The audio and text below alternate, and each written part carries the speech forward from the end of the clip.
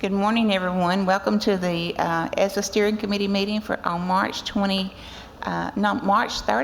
This month is almost over, and so welcome, everyone. We're glad that you're here, brave the storms, and our thoughts are with all of the schools and school people that are dealing with storms and getting kids to school this morning. I know it's been tough, and so our thoughts are with you this morning. The first thing on our agenda is our minutes from last meeting, and I'm sure you had time to review those. Do we have a motion to accept those minutes? Motion by Senator English, seconded by Ms. Tim. All in favor? Any opposed? Okay. So our first item on our action agenda is Dr. Arola, highlights of the 2021 data. We're excited to hear this morning. All right. Well, we have a little bit of a year in review, and so I think we've got a PowerPoint for it. No worries. No worries. It's been an interesting year. Well, I was going to apologize to those that are online, tell you why we were a little late this morning. The power went out just right before we were ready to start, so that meant everything needed to reset. So we're running a little late this morning, but I think everybody understands. We're running on like a combination of power and internet. Yeah. It's,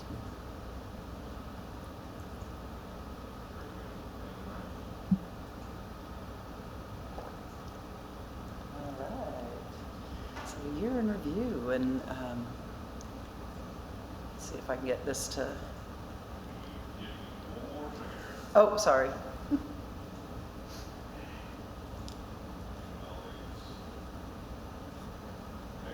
All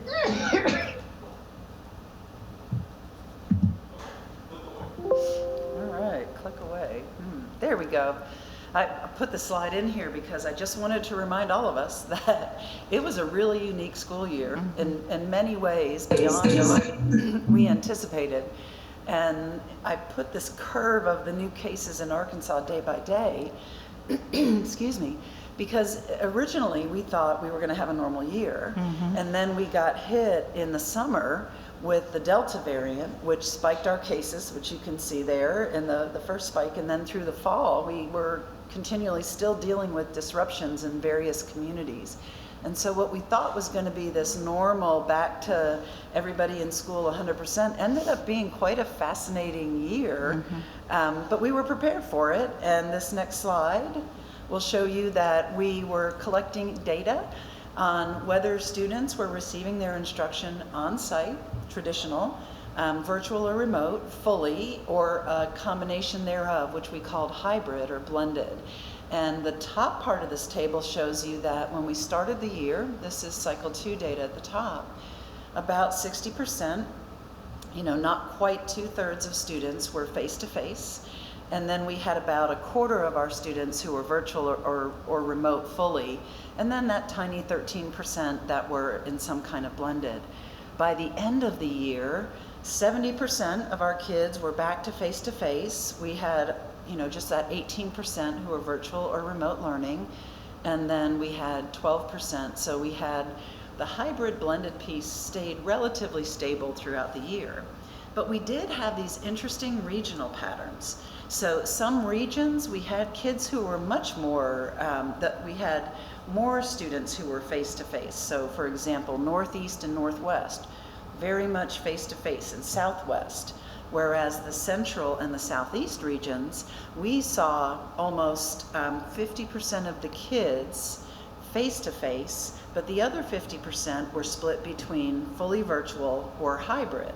And that pattern persisted throughout the year, so that even though we did see the same shift to more students, a greater proportion of students that were face-to-face, the Central region and the Southeast regions still had the higher proportion of kids.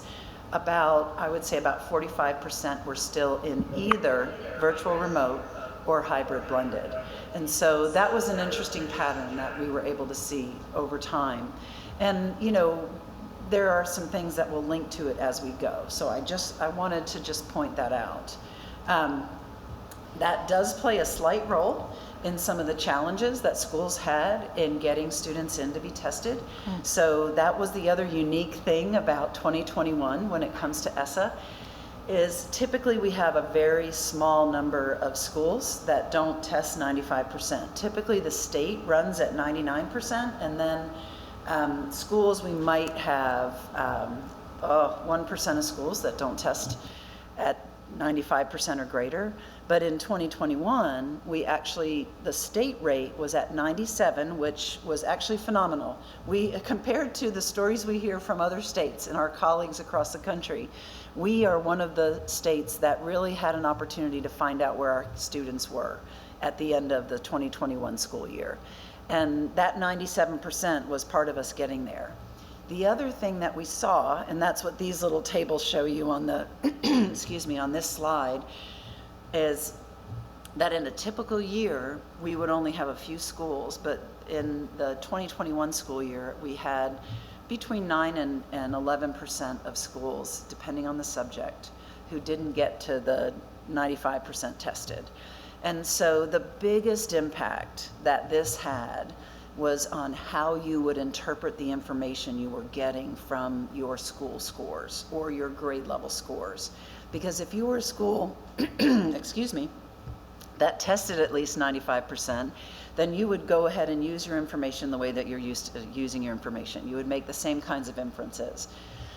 But if you tested less than 95%, then you really needed to look at who didn't test and who did test, because we know that who didn't test wasn't random. So you can't look at your data and say, this is representative of all of my students. You would have to look at your data and say, well, if I had this large group of kids who didn't test, and I know they were typically my higher performers or typically my lower performers, then that would impact my information. And luckily, we were thinking way ahead. I should say Ms. Kaufman was thinking way ahead when we put together those report mock-ups for you all, where we showed that we were going to be reporting both the adjusted, which takes into account the students who didn't test and adjust their score downward for that, and the unadjusted values, which basically tell you exactly who tested. And then, then it's just a matter of education and training to understand how to use those two different pieces of information. So that's the biggest piece on percent tested. This is just a quick summary that the state board gave permission to waive state accountability for percent tested for 111 schools in 56 districts. And that's because we do believe that 2021 was a very unique year, and that what we should see for 2022 is a return to more normal in terms of kids being in the classroom and taking these assessments. And then as a follow-up, the state is required to look at LEAs, districts that don't, that have schools that for 2 years in a row didn't test 95%.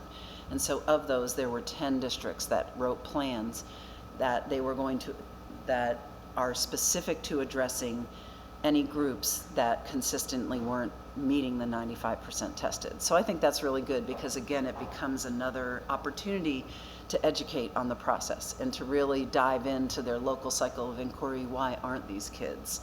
It's one thing if it happened in 2021, but if it was already happening in 2019, we've got to look at it and address it.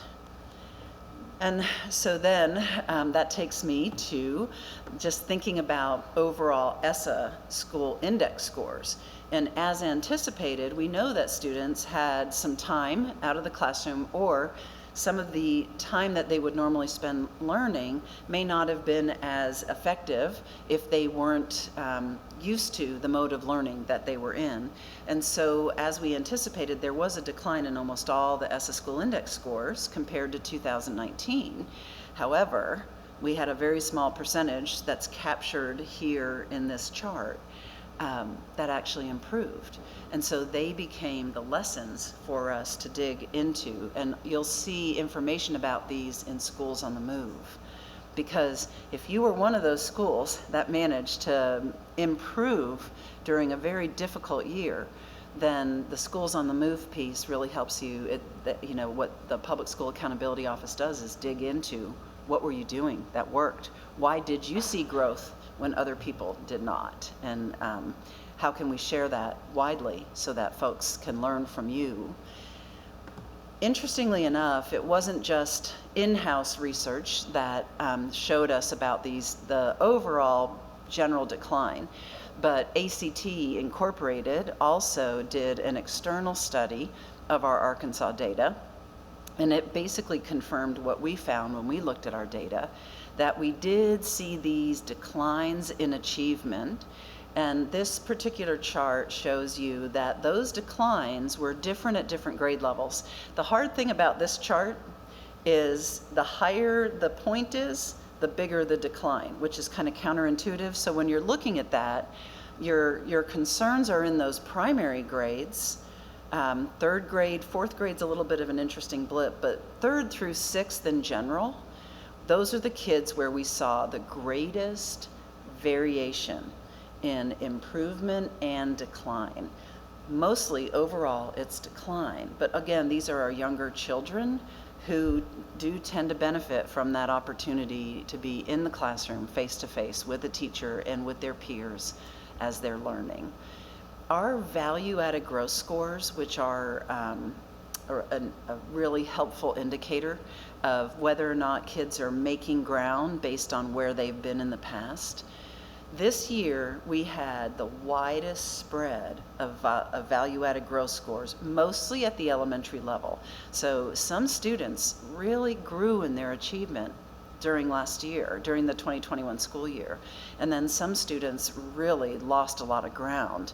And so that is kind of a lesson to us that we can see growth. Even in the most difficult of years, we can see growth. We just need to know what's working and make sure that that information is getting out there to schools, because we really did see kids just blow off the charts, and we also saw kids in the opposite direction. So those are our big lessons learned. Our graduation rates remained relatively stable, and this one I was very grateful for. Our technical advisory committee, when we first met with them at the end of 2020, well actually it was in October of 2020, so the beginning of the 2021 school year, we were showing them our 2020 graduation rates, and they said, well, these don't look too different, but you've had lots of anomalies and you've let kids graduate based on what they completed through March of 2020. But 2021 is when you're really going to see the problems.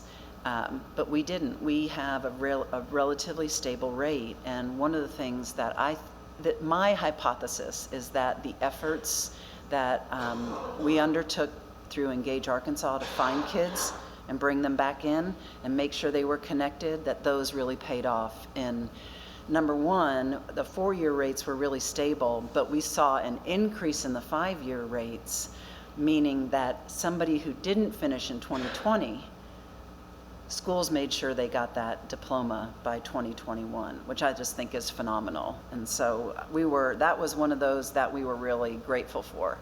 And then I think this is the last one, which is on chronic absence, which saw a really interesting dichotomy. When I say dichotomy, what I mean is students who were at low risk, so they attended 95% of the time, that percentage across the state improved because kids who were at moderate risk actually moved into the low risk category. Our numbers at high risk pretty much stayed the same. Might have increased slightly for middle and high schools, but when you think about the overall context of the pandemic and all the disruptions we experienced, it still has a positive meaning to us, because we do have a lot of students who became re-engaged or stayed super engaged despite all of the different ways that we had to make that happen. So, and then finally, I think this last piece are the other components of the school quality and student success indicator.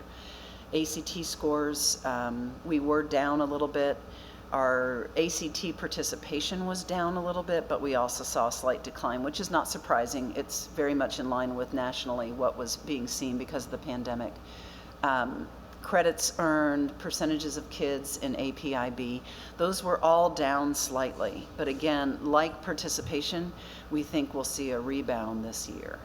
So that is the year in review for the Essa accountability. Sure. Do you mind going back to the improving declining chart that you showed the categories? Which one was it? The chart that showed improving/declining. Improving/declining, sure. That is, oh, that's me. I have control. I have the con. You have the con. Engage. Sorry, I was a Star Trek fan. The one before this one. This one? The one before this one. The one before this one. Okay, how do I go backwards? Whoop. Yes. Right there. Yes. Mm-hmm. Okay. Out of curiosity, so I see here the subgroups. Does the data show any intersectionalities of two or more identifiers, or combinations of subgroups? So, for example, like ELA, or I'm sorry, EL and Hispanic Latino student, is there any intersectionality in data as far as that goes? So that's an excellent question. That's a very thoughtful question. We did look, there's a deeper study that's available. I'm trying to remember, I think in February, Secretary Key presented a deeper study that we did that looked at all the COVID analyses. And so it is available on the board book agenda. And we did look at regional and race, economic, and English learner intersectionalities.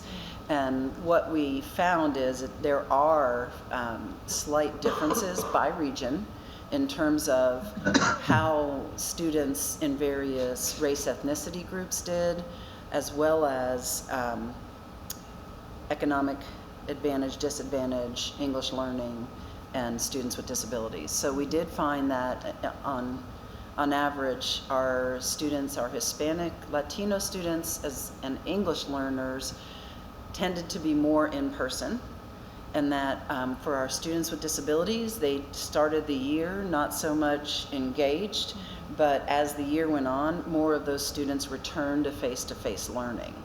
Now, some of our, even though you can see 27% of the student subgroups for special ed, for students with disabilities, actually improved. It is in very specific circumstances, so you do have to go and dig deeper in to see. So why there, but what happened to the other 72%? Yeah.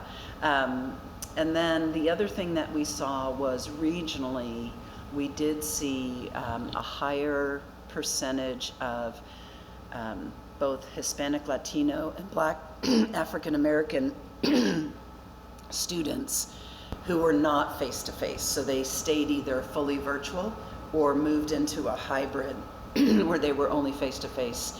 And that happened mostly in the central and the southeast regions.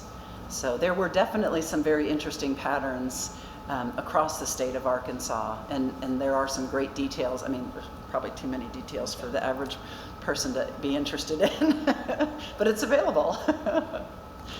Any other questions, Mr. Jenkins? So one thing I've always appreciated that the state did the testing.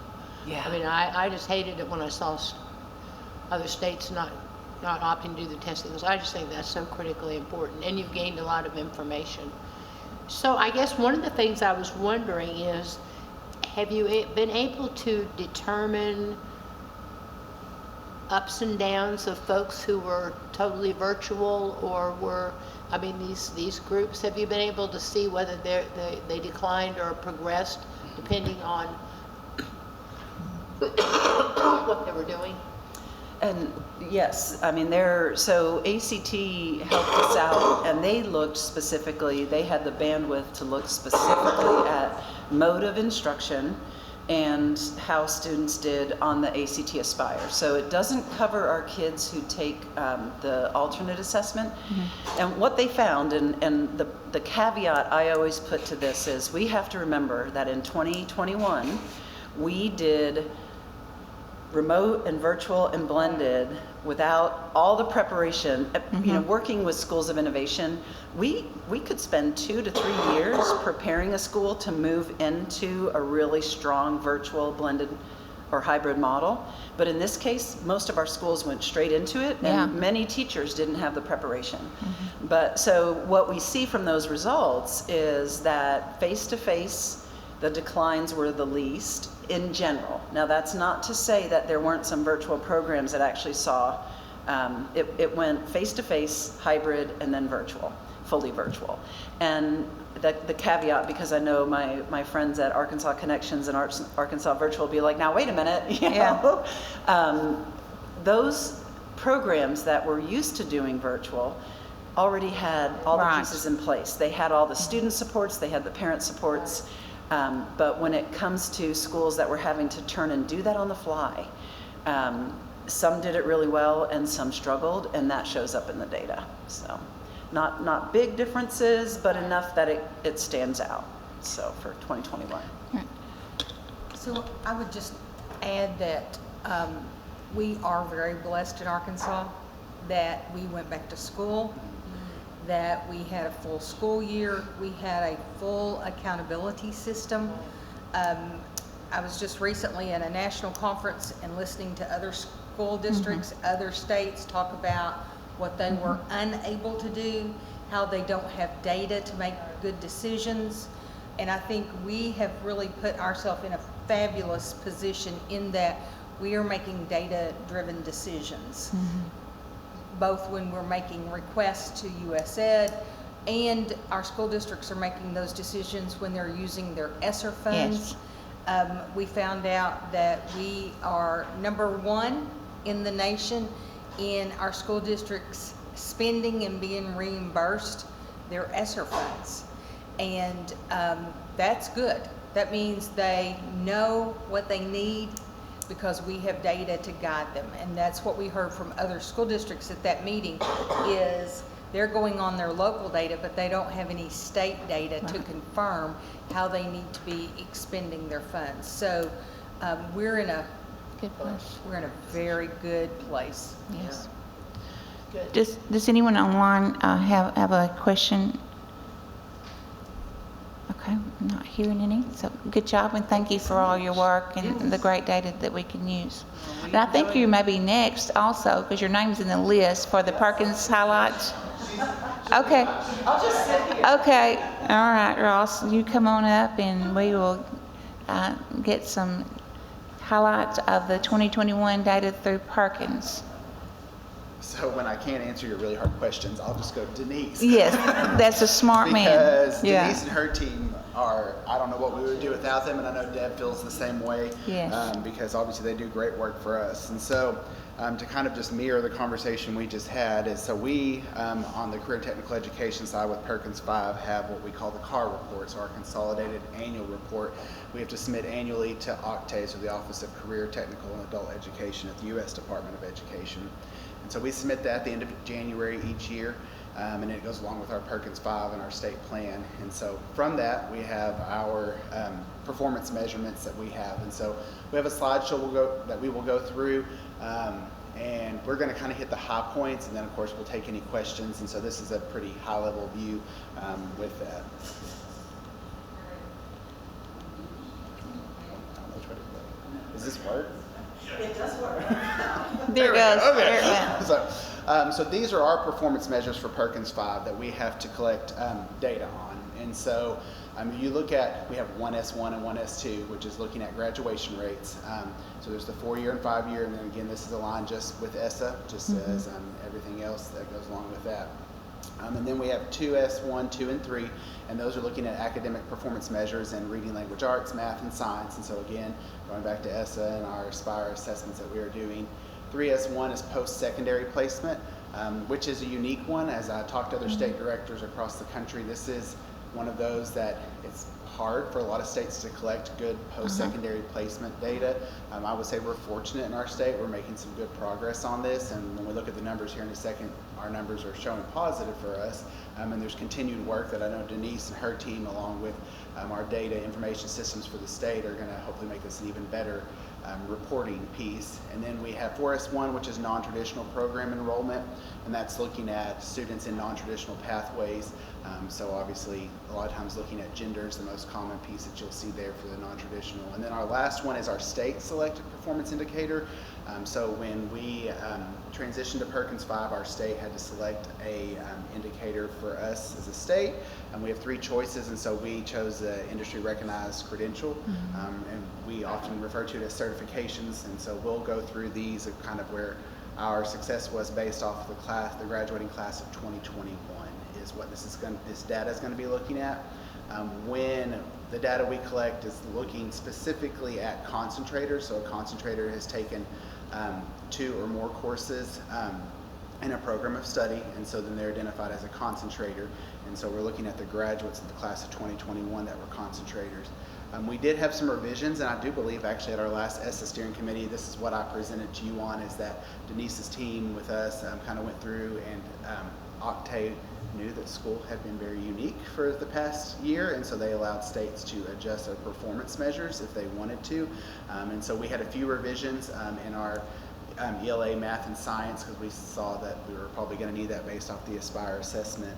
And then we also did post-secondary placement, just knowing the graduation rates had kind of fluctuated in our state, but then also what was that next step going to look like based off students, and then our post-secondary credentials, because we did know that we were impacted from COVID, not having as many students on site, which was limiting us in being able to certify as many students. So we did have those revisions.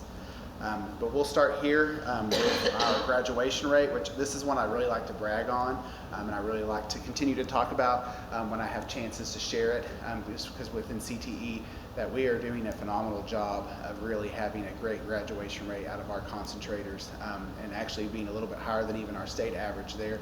And I always use that caveat that our teachers do a great job of really having those relationships and opportunities with students, and I think they're able to push some that are always at risk of graduating. So when you look at this chart, there's 3 different pieces. There's the blue bar there that you can see broken up by different populations.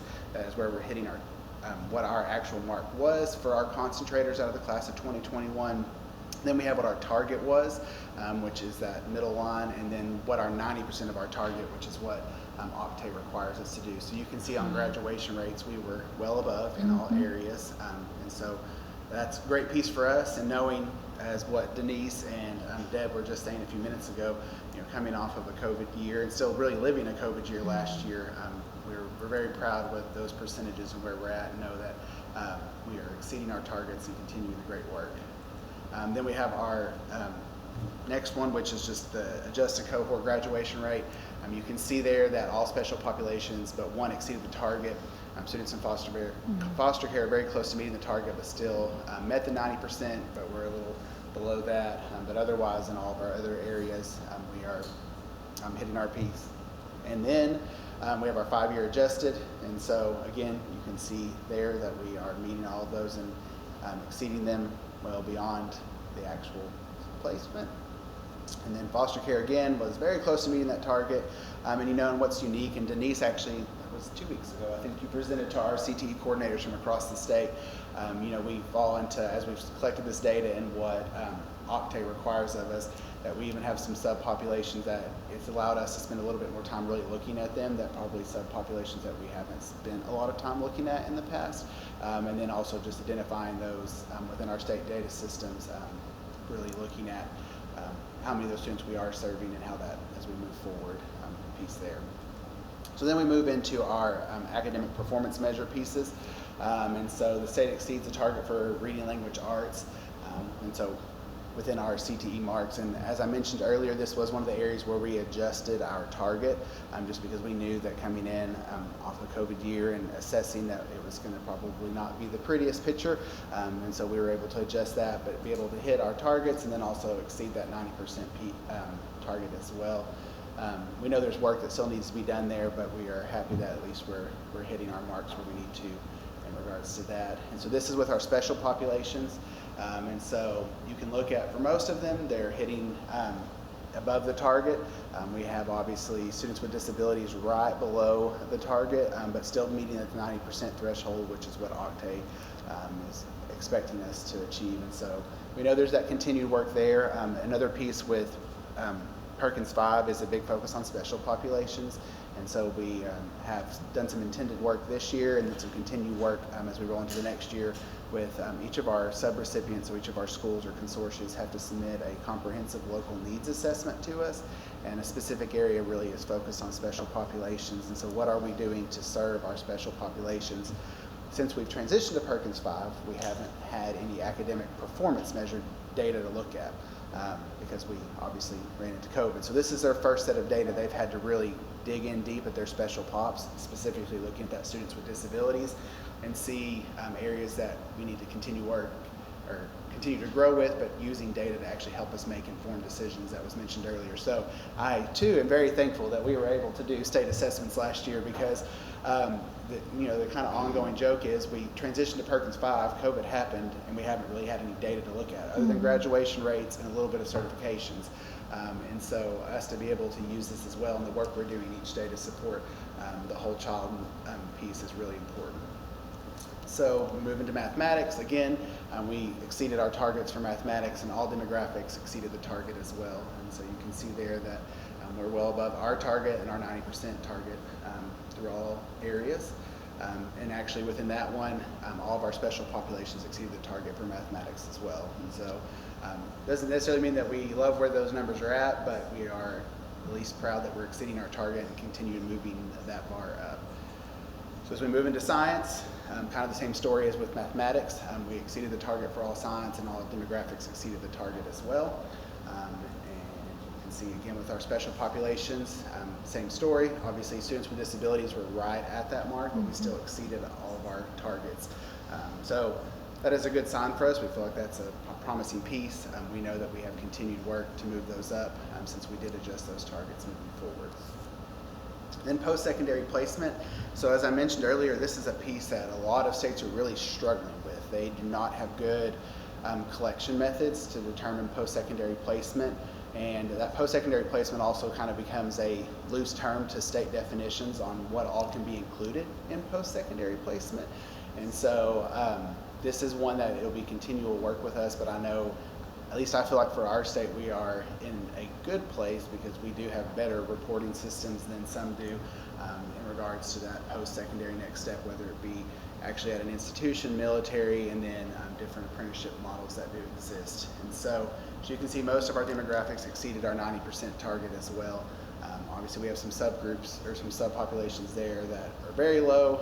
Again, some of them is, it might be a very, very small number, and so one or two students not meeting that mark brings that percentage down quite a bit for us. And so there's a continued populations you can see with students with disabilities, and I know this is a bigger conversation we've been having right now. I'm working with some different groups on as we move forward that placement. What does that look like, and how are we tracking it to ensure we're hitting all of our placement opportunities. Then we have our non-traditional placement, or placement, I guess is the best word for it, enrollment. And so this is obviously the enrollment of non-traditional program piece. And so all of our demographic groups exceeded the target. And so that's something that I think is pretty good. Prior to Perkins 5, when we were still under Perkins 4, there was a lot of focus on non-traditional enrollment and a lot of conversation around students being enrolled in and ensuring students understood that they could go into career pathways that maybe not are always traditional for them. And so I think we're seeing some of the work that existed a lot under Perkins 4 with us continuing to show, because as you can see from these bars, we are definitely exceeding our targets for the non-traditional program enrollment. And then obviously that extends well into our special populations as well. And then we're going to go to the one I don't want to talk about. So our state selected performance indicator. You would think the one as a state that we selected, we would knock it out of the park, but man, we did not. So this is where I'm going to just be real honest with everybody. As you can see, these bars don't even get close to the 90% target. And I would say that the majority of our issue right here was on the state side. We did not have a good collection system at all. Our coordinators from across the state, our school districts, had ways they submitted their certifications they were doing to us. But for James and Denise and her team to be able to verify that data and to be able to report it to Octane in a true fashion, it wasn't working at all. And we know that, and we learned it pretty hard this fall very quickly. And so we've spent quite a bit of time this fall trying to figure out for this current year, so we're about to have the class of 2022, how do we have a better reporting system? So we have something in place to take care of this year. I still don't think our targets will be perfect because, again, our system was not at a place where it needed to be. As we roll into next school year, we have a whole new system that will be going into place that is going to actually remove, we had a lot of pass-throughs that had to go through a lot of hands before it got to us, and really removing it, and where it's coming straight from the classroom teacher. These are the certifications I gave students, this is who earned them. And so being able to use a lot of the great systems we have in place already here at the state to really align it.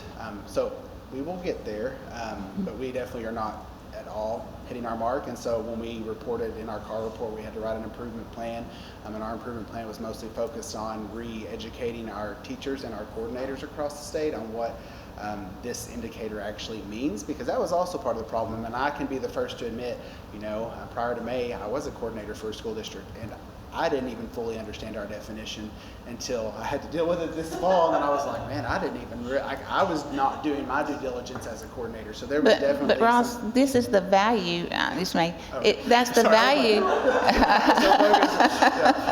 That's the value of collecting data. Yes, it is. You find out where a hole is and something that needs to be fixed, and then you see it and it's obvious, and then you do the job to fix it. And so you're disappointed in it, but I know that steps are being taken to correct it, and that's the value, and that's why we do all this. And so I will say it's been very eye-opening for our coordinators across the state that either lead our consortiums or lead in a district that are single EA. So we have 51 of them, and I mean, it was an eye-opening conversation for some of them. Some of them still maybe have a little bit of heartburn over some pieces, but at the same time, it's led us to really have some intentional conversations about the industry-recognized credentials, because you can get into a deep conversation about the good and bad of that, because some of the credentials our students are doing in high school are phenomenal and are helping them go straight into the workforce, and then some we're doing it to check a box, I feel like sometimes, to meet these indicators.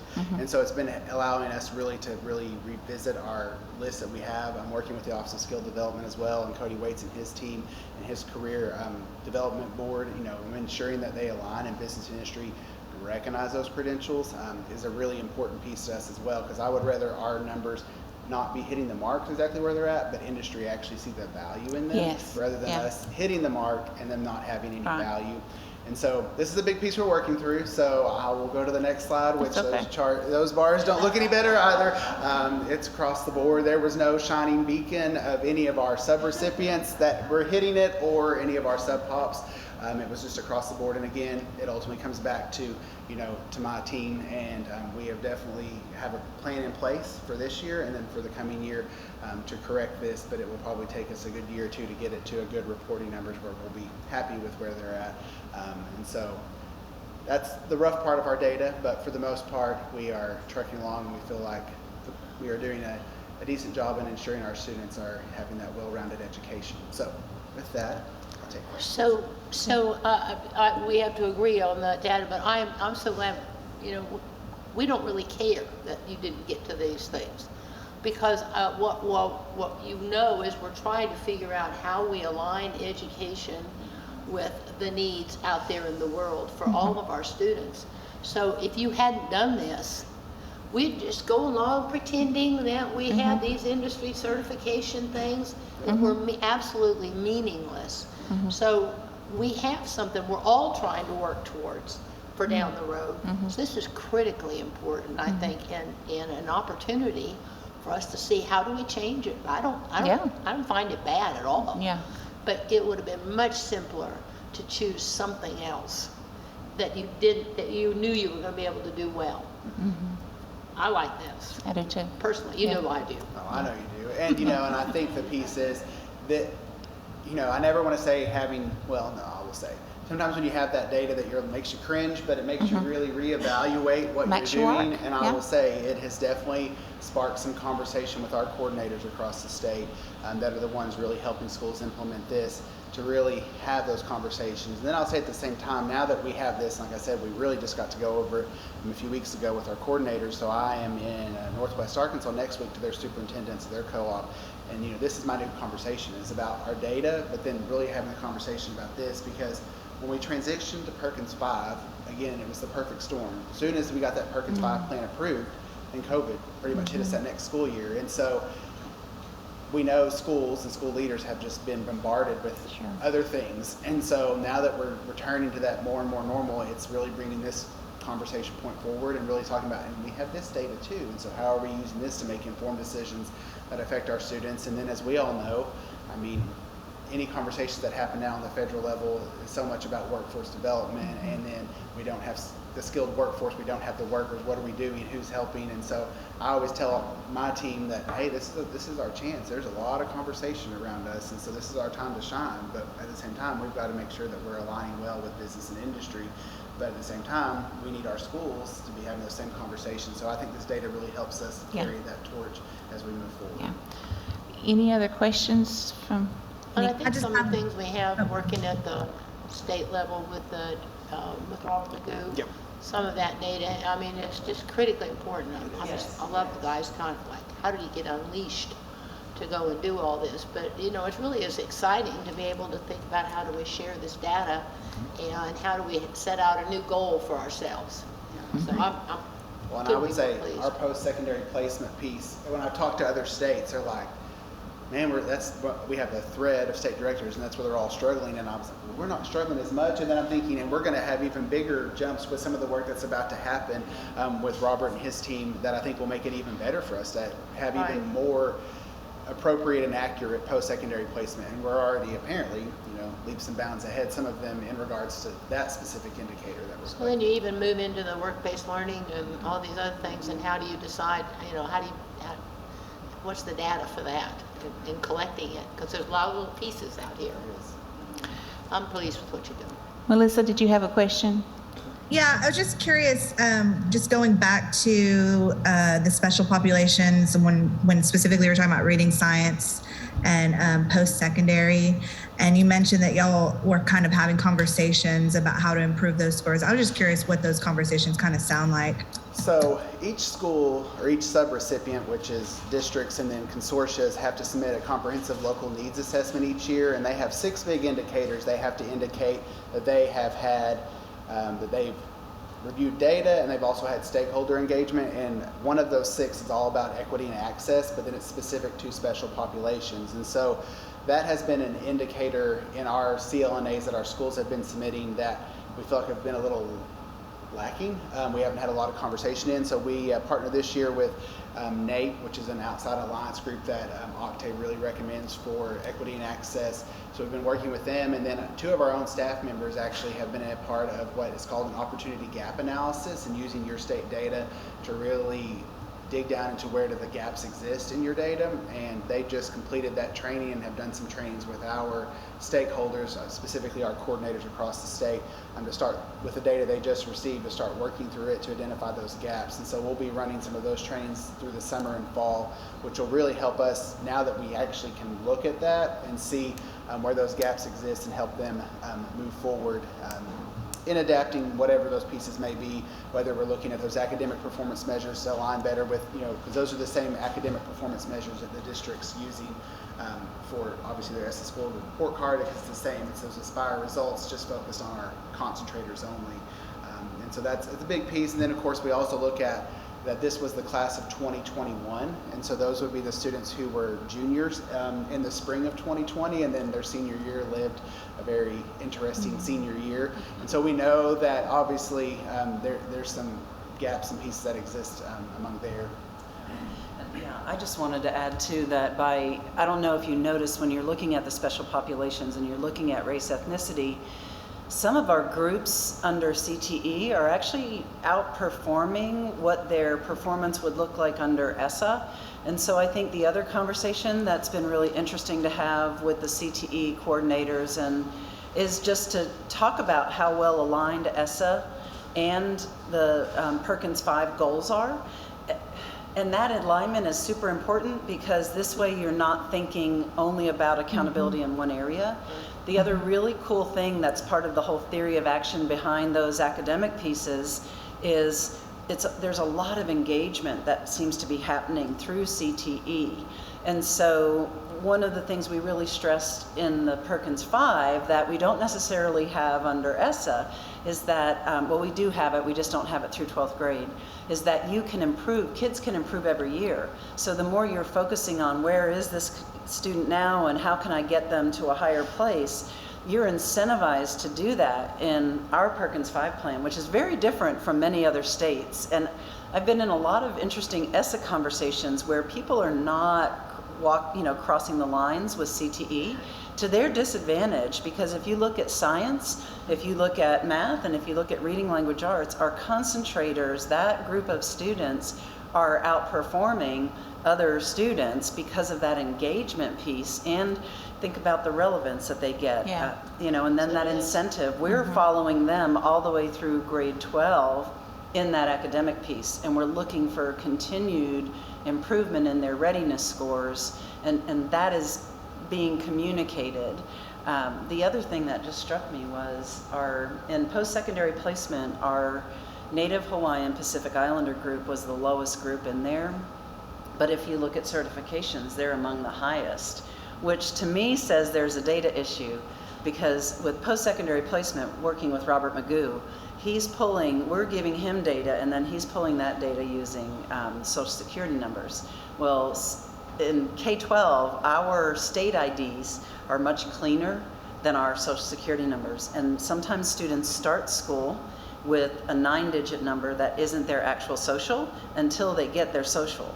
And so that 9-digit number may not match up to something in the workplace. Okay. And so that's an interesting, I'm gonna go down that rabbit hole for these, to see if that's, because post-secondary placement, they're probably out there working. We just can't connect them based on a number. Sure. And we want to be able to, so that'll be a fun one to go down. But when you look at all of that, it's really fascinating to see what you can see now at levels that people aren't used to seeing in the data, and it generates questions that are really important at the local level for their improvement.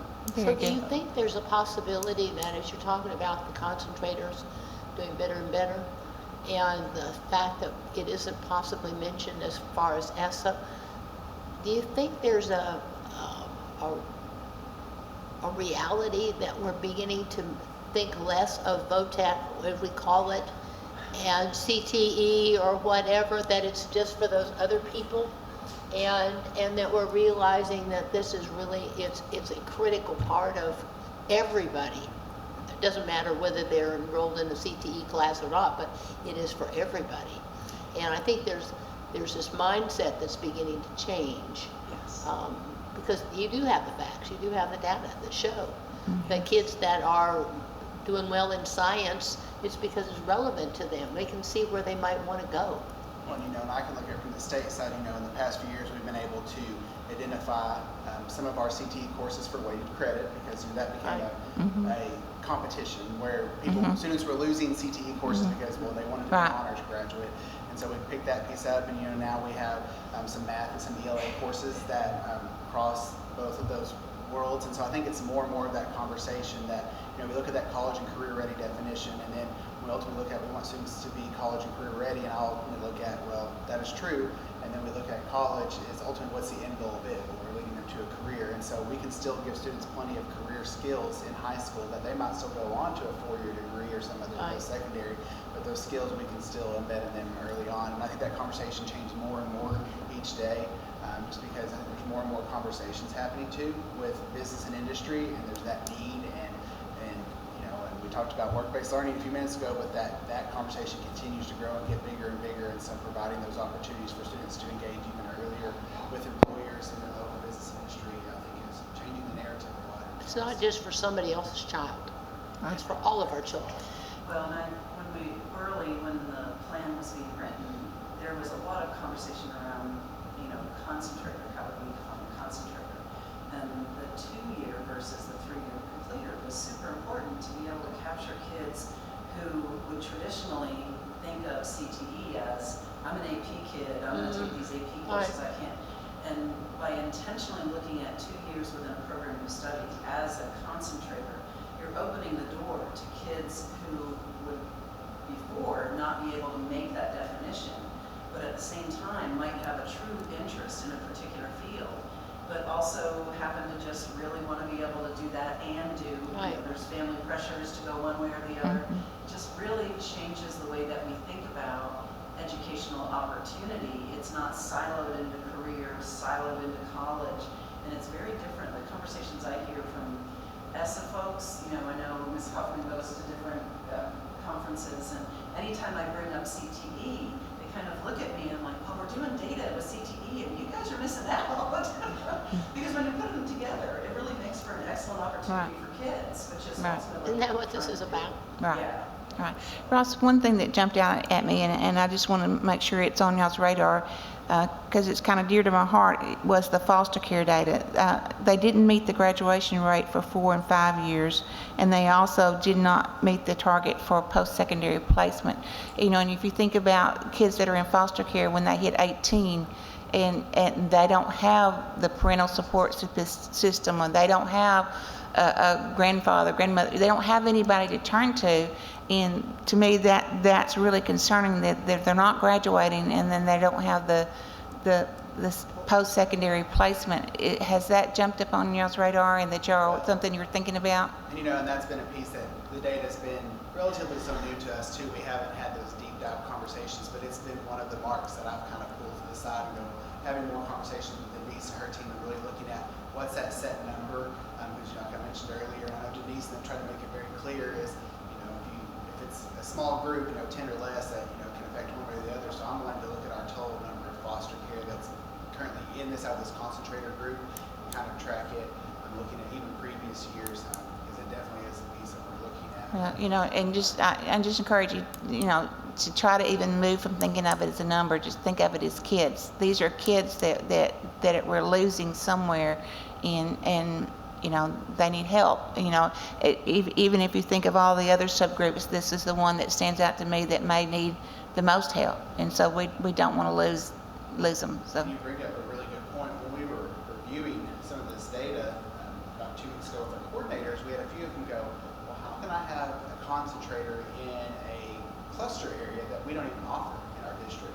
And then we said, well, once a student's a concentrator, they're always a concentrator. So a student might have moved into you from said district when they're very highly mobile. And so I said, how many of you are in highly mobile districts? And it was the whole room, Sure.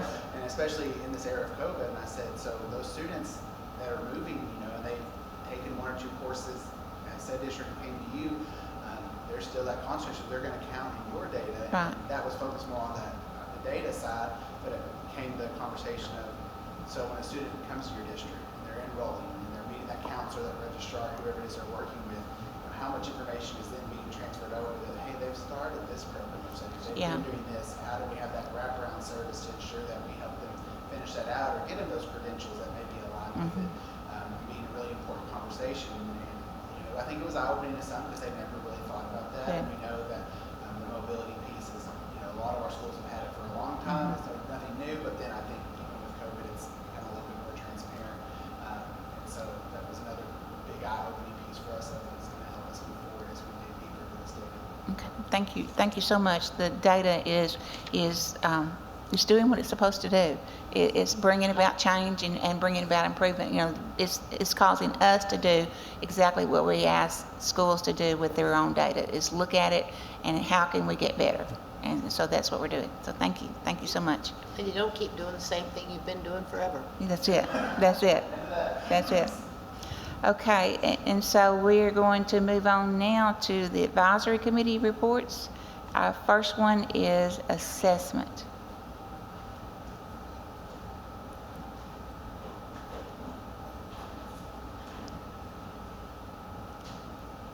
Good morning. Good morning.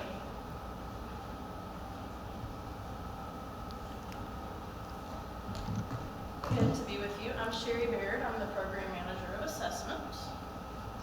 And Dan, if you'll go ahead and advance the next slide. Oh, I need to plug in my computer. No, you've got the clicker. It's right there on the, right here on the top. Oh, I see. There you go. Oh, sorry. Sorry about that. All right, so today I'm going to talk about just some general assessment updates about what's currently going on in our assessment unit. And then I know we have later in your presentation, Hope and Dr. Arola and Deb are going to address some of the changes to our upcoming summative assessment. So first of all, the assessment unit has been very busy training our district test coordinators.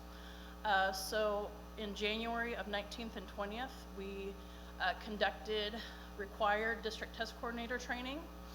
And then one of the things that has been a great transition we made last year that we've continued this year that has really helped support our district test coordinators is offering what we're calling these work days. So in addition to training, and we've kind of broken that out by policy and test security and all of those important things that go with assessment, we have kind of a turnover in district test coordinators.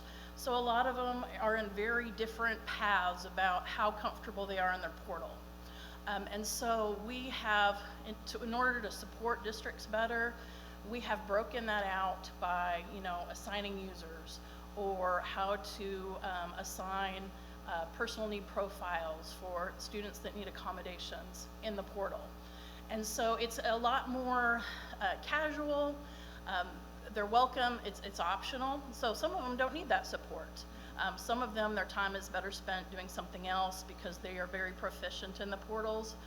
But we have gotten excellent feedback that for our new district test coordinators, or maybe for the ones that aren't as technology savvy, this has been a great assistance to them, whether it's because they really need that support or maybe they just need the time dedicated to having, a work day to get these things done.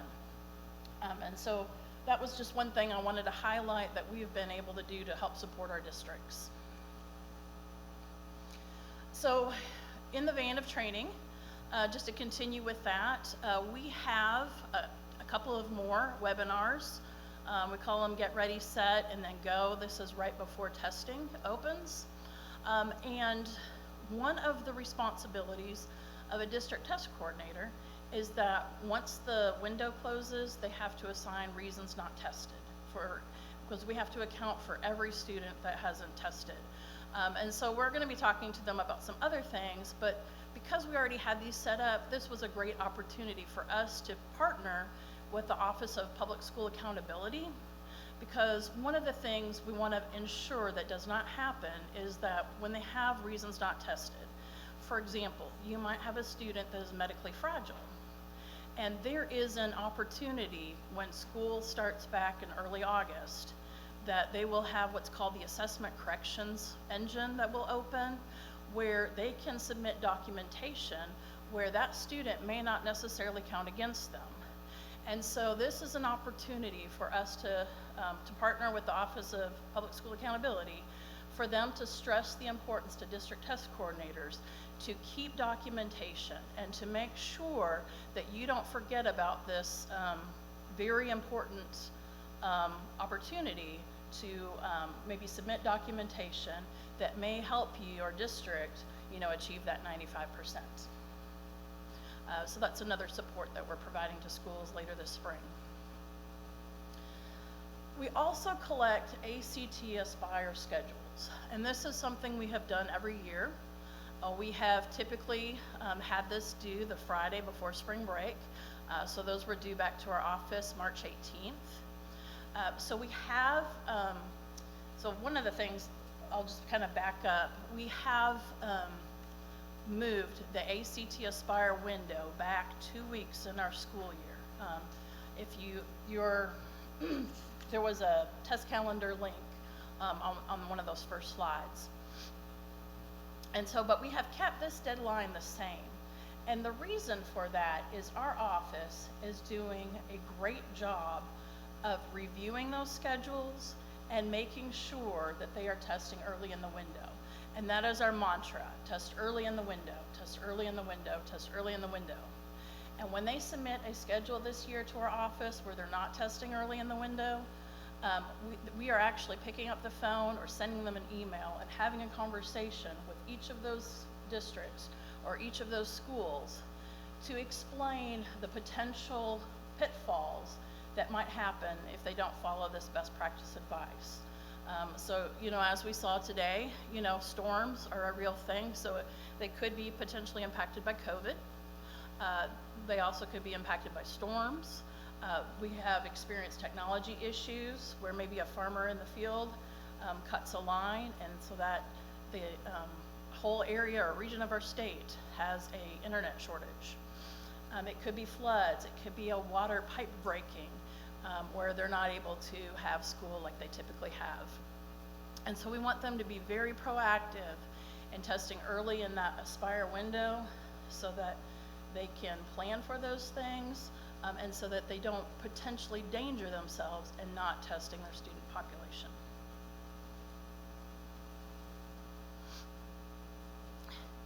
As Dr. Arola alluded to earlier, this is a much more typical year. COVID numbers have gone down significantly, but it's still not completely gone away, and we recognize that. So we still have schools that are impacted by COVID. We still have communities that are impacted by COVID, and so we are wanting to offer as many flexibilities to schools and families, similar to how we did last year. We're going to continue that again this year. So for instance, and we also know that they have digital academies that they've applied for and the board has accepted. So they might want to test students after hours. Also, we're opening up weekend testing.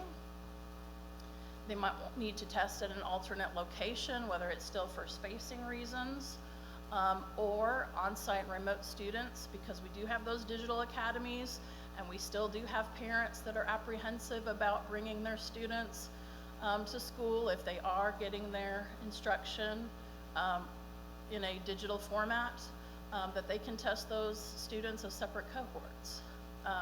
So these are flexibilities that we are still allowing our schools to utilize, for them to offer to parents, that once again, this is all in efforts to help schools meet their goal of testing 95% of their students.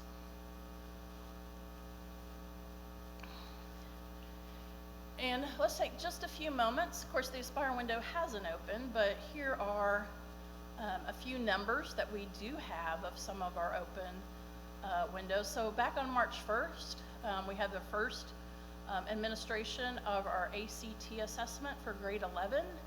We don't have numbers yet for those because we still test a lot of paper tests for the grade 11 ACT. So those are still in the process of being scored.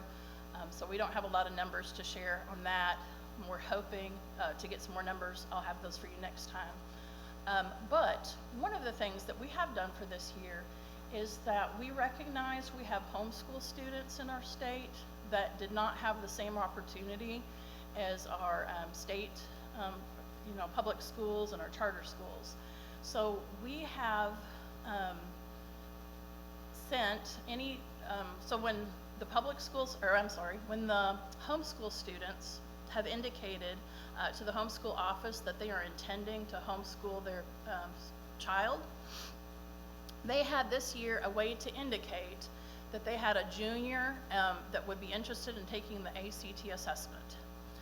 And so we sent all of those parents that indicated that they would like for their child, their 11th grade student, to take the grade 11 ACT, a national voucher.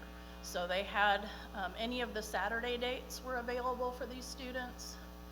And so we have 69 homeschool students who've claimed their national voucher code. For our Dlm assessment, this is for our 1% significantly cognitively disabled students.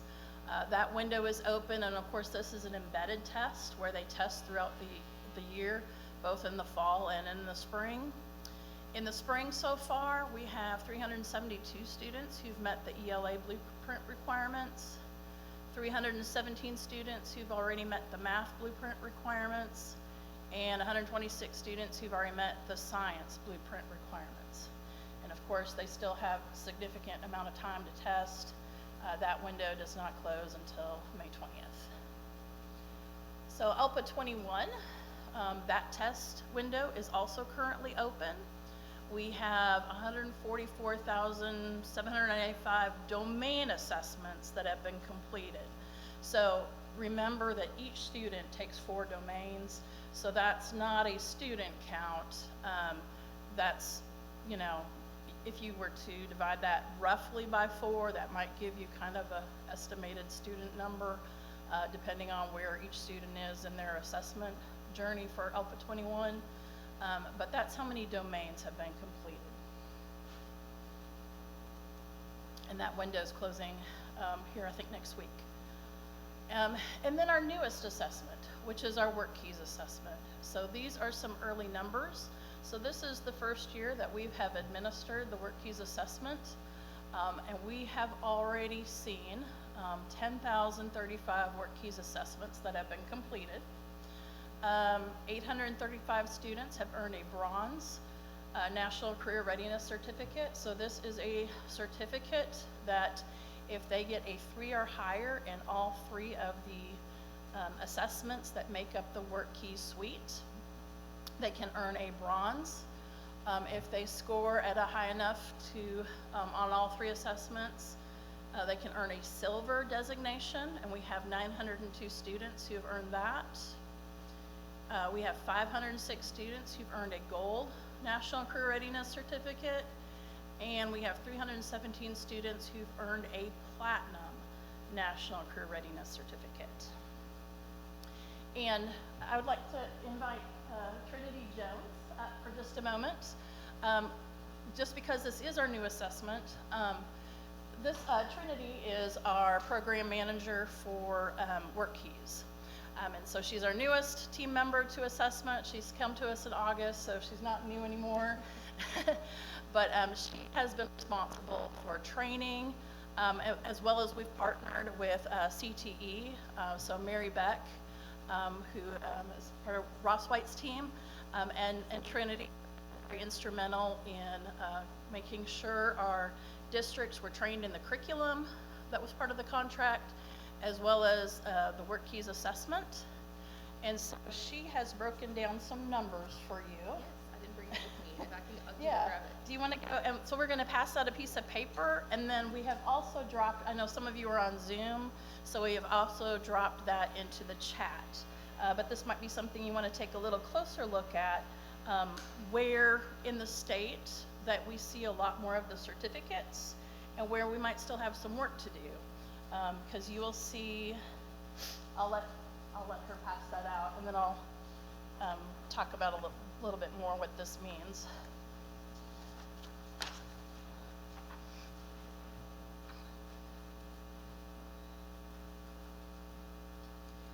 All right. So in total, we have 2,560 National Career Readiness certificates that have been earned statewide. And so you'll see that the breakdown between platinum, gold, silver, and bronze. But then we thought it would be interesting to look at the regions. And you can see the map. So region number 1 is the northwest quadrant of the state. Region 2 is the northeast. 3 is central Arkansas. 4 is southwest Arkansas, and 5 is southeast Arkansas. And just based on the numbers that you see the highest percentage in northeast Arkansas, and this is a part of the state that has already, prior to the state contract, had a long history with being a work-ready community, and being part of a former contract where a lot of districts had participated in this previously. You'll also see Central Arkansas and Northwest Arkansas that have also earned a significant amount of NCRCs.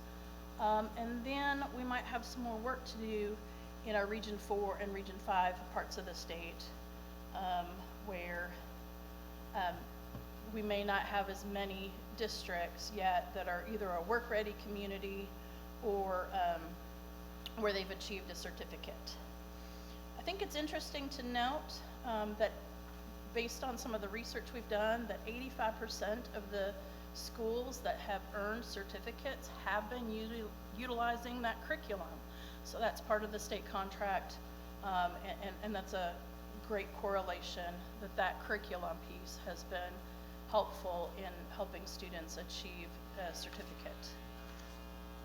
And then on the back side, it's just broken down by specific high schools, if that is of interest, where you can see specific high schools listed, where certificates have been earned, and where, you know, we might have some more work to do. But that's our current assessments, kind of update. And do we have any questions?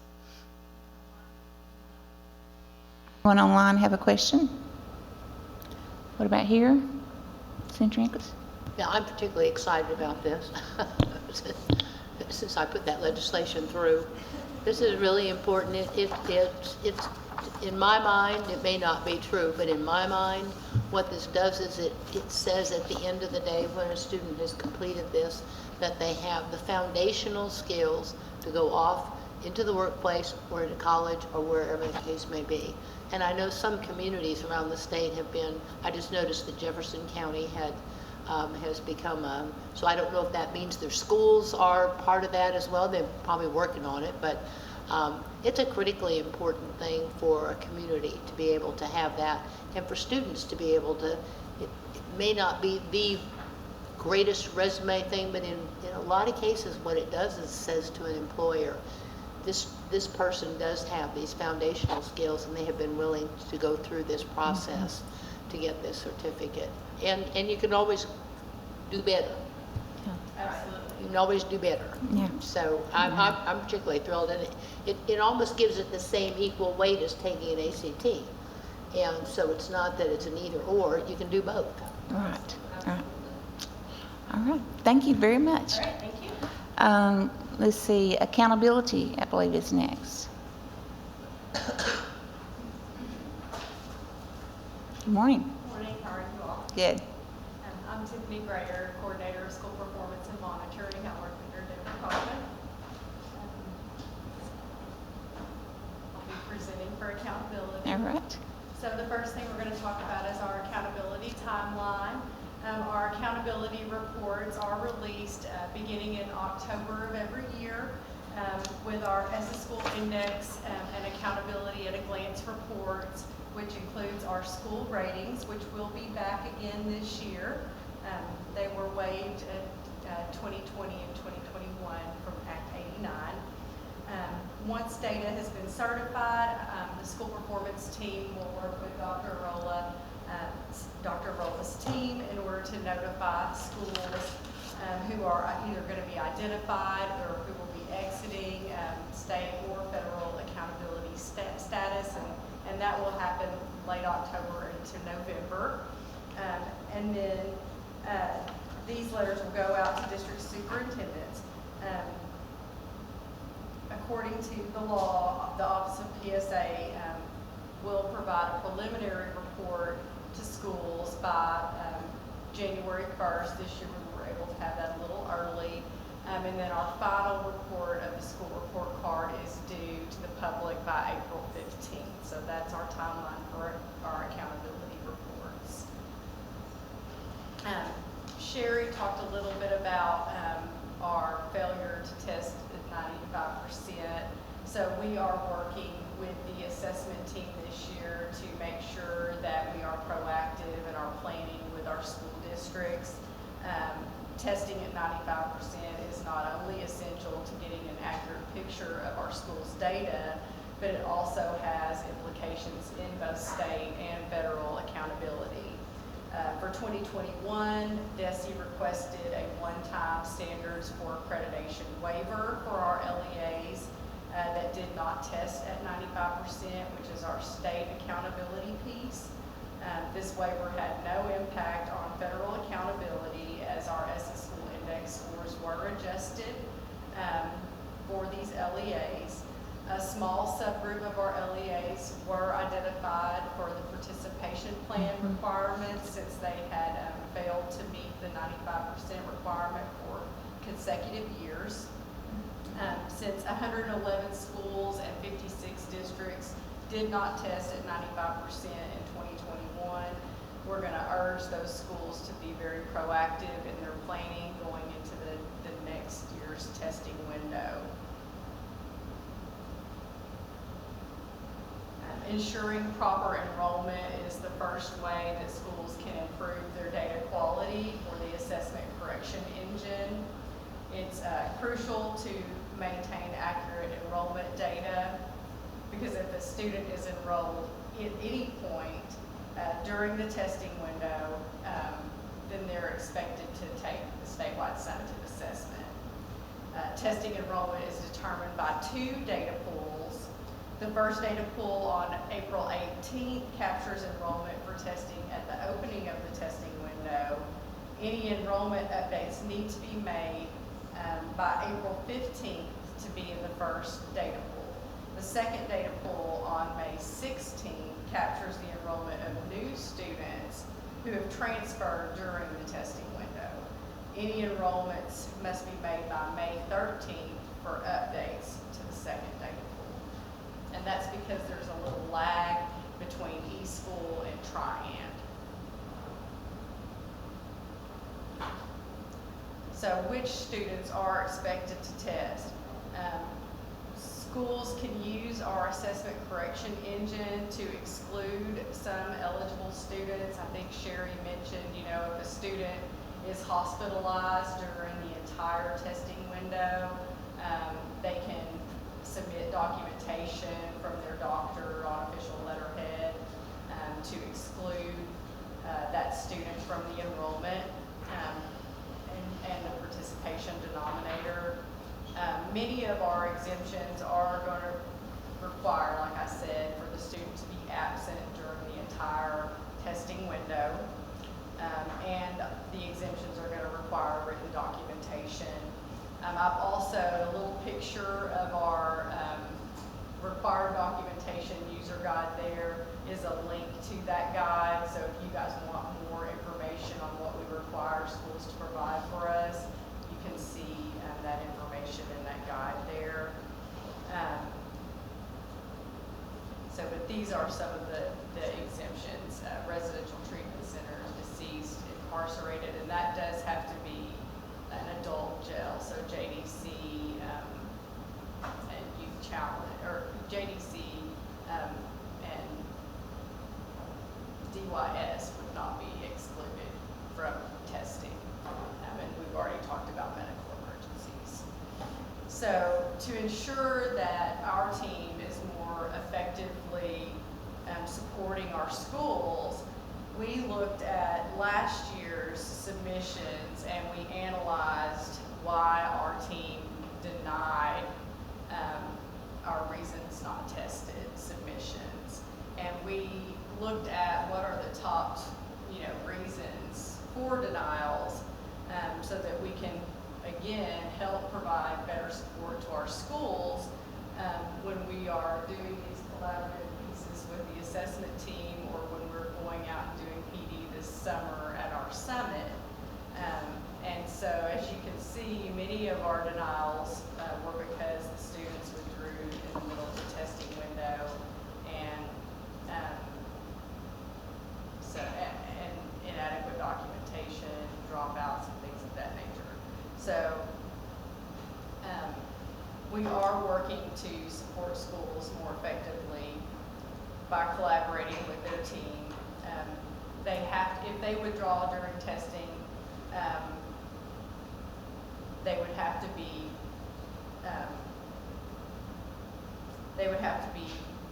gone the entire testing window. Any student enrolled between April 18th and May 16th is expected to test.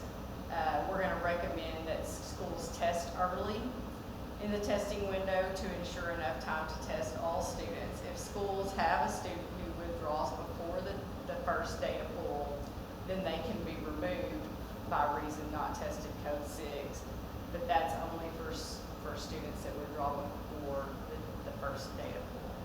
The second most common reason was inadequate documentation, so we're just going to make sure that schools have that user guide in their hands prior to the testing window, so that they know exactly what documentation that they need to have for these students so that they can collect the documentation, hold on to it, and then have it when our ACE engine opens April 8th through the 22nd. And that's all I have. Do you guys have any questions for me? Any questions? Okay, thank you very much. Okay, thank you. Okay, next we have district support. She's on Zoom. Okay, Good morning. good morning. Jane Green with District Support and Coordinator of Federal Programs. I've got a couple of slides to go over with you guys. The first one is on 1003 funds. Each year we're required to set aside 7% of our Title I allocation to be used with our schools that have been identified for support. And in Arkansas, we provide districts in a certain priority. First, we fund those districts, LEAs that have both CSI and ATSI schools in them. And then after we fund those schools, if we have money remaining, we move down to the next level with CSI, which we did. And then we basically didn't fund below that order. These grants are done on a 3-year cycle. So in the fall, we will start with new awards. Currently, we have 83 schools that are receiving these funds, and these are school-specific funds. They're to be used at the level that the funds were generated. And all of our schools this year and in all of our districts are using those to strengthen instructional practices for adult learners. We have been doing lots of training on closing the achievement gap. We are currently doing trainings on RTI.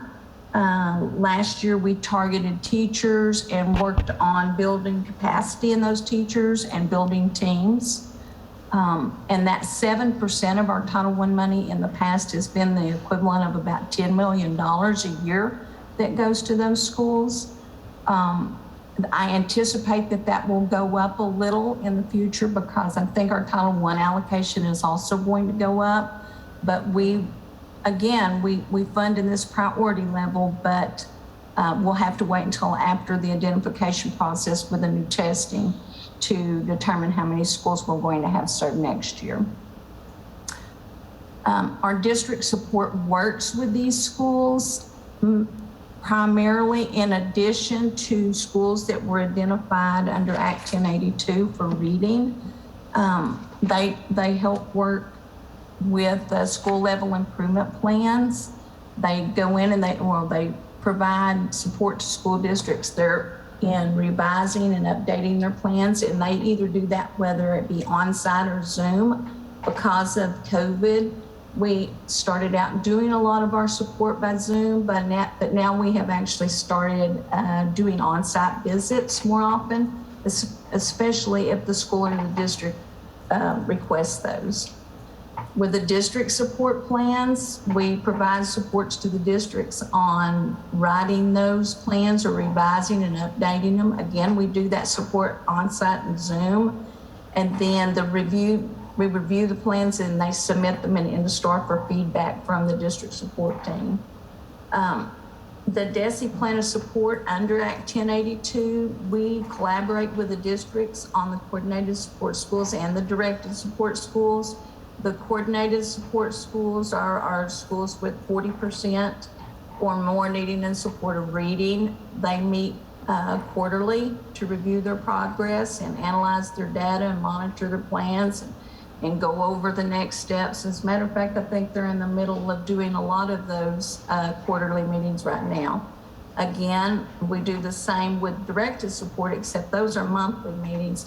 And most of these are done by Zoom. Again, if the district or the school request an on-site visit, we are certainly open to that. And they have been making a lot of those visits face-to-face. The plan of support you can see there, the team works with the co-ops as well as with the districts, and they help them build goals developed and based on what current curriculum they're using, the science of reading and dyslexia and writing. And those plans are created to support literacy instruction and student achievement. So I have 5, 6 members, correct, district support team members, and they are busy all the time offering the support to the districts. Mostly right now they're doing their check-ins by Zoom. Okay. And that's all I have on district support and 1003, and I am open to any questions. Okay, we'll see if we have any questions. Are there any questions online? Jane, I've got a question. Just, you may have already said this, but for the school districts that have been identified, or the schools individually, schools that have been identified, the 7% allocation that's set aside, is there a standard amount that is provided to each school, or is it just based on just overall need? Dr. Jeffcoat, it's actually a formula that we use. Finance uses that formula, and we split our allocation. I believe in the past that it was split 75-25 between 75% going to CSI schools, 25% going to the ATSI schools. But then they run it through a formula that takes into account poverty percentage and attendance, average daily membership, to get an amount per school. Thank you. You're welcome. Any other questions? All right, thank you very much. We'll move on to educator equity and effectiveness.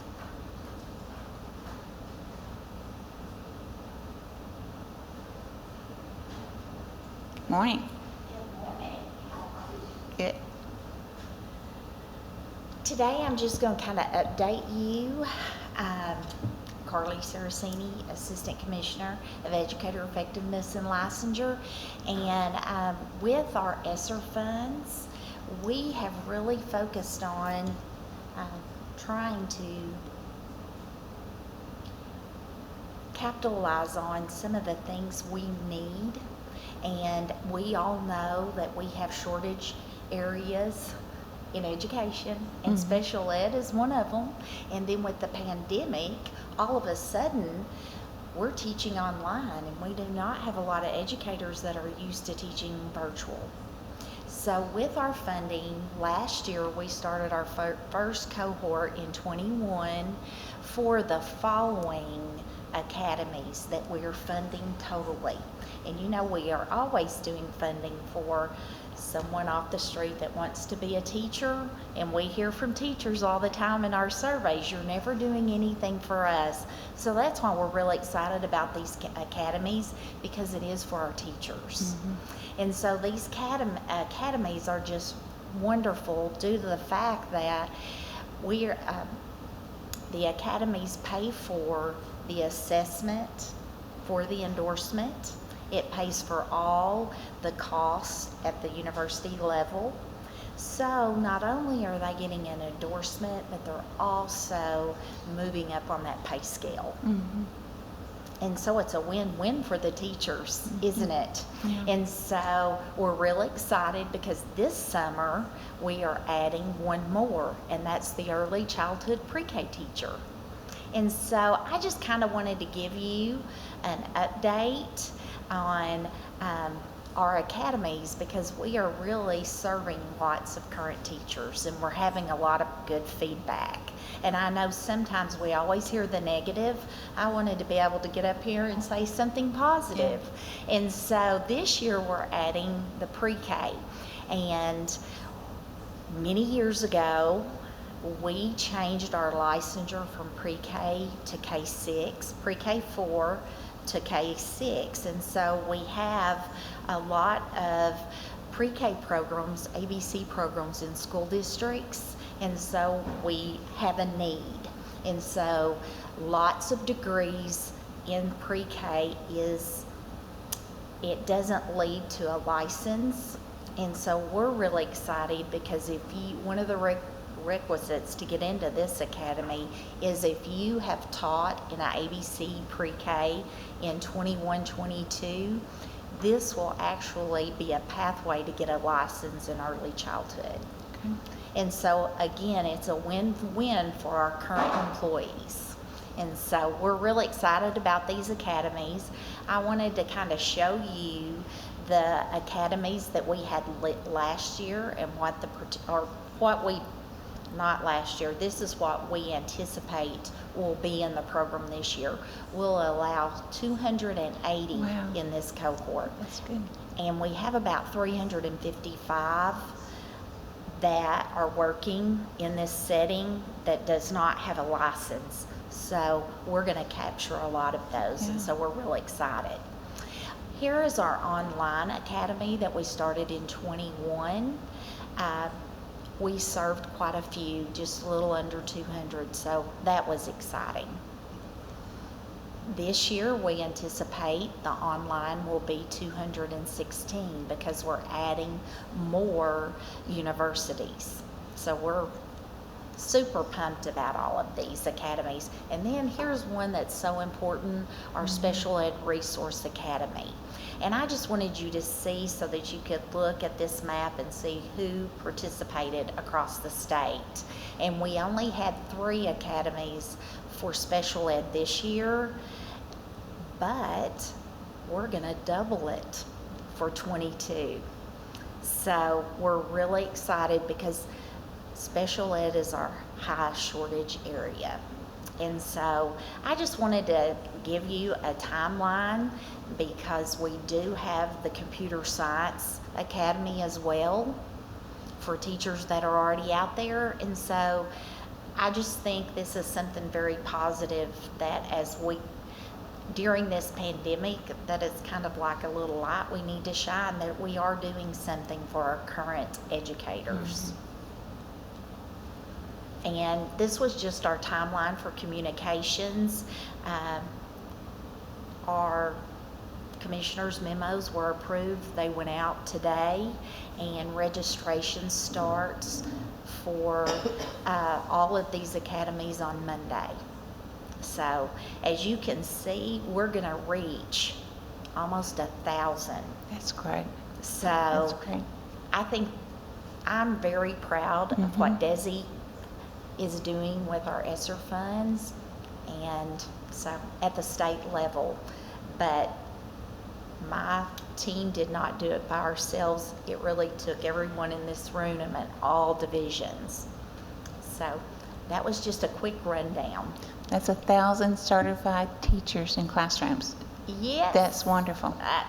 Hey, to me, it's just a win-win Yeah. because the teachers are getting an endorsement, and they're also debt-free. It's Sure, totally that's free. correct. And the praxis is free because Yeah. when we sent out the RFPs, we wanted the universities to include all costs. Sure. So this is at no cost to the teacher, and most of them are about 12 to 15 hours, so they go up on the pay scale as well.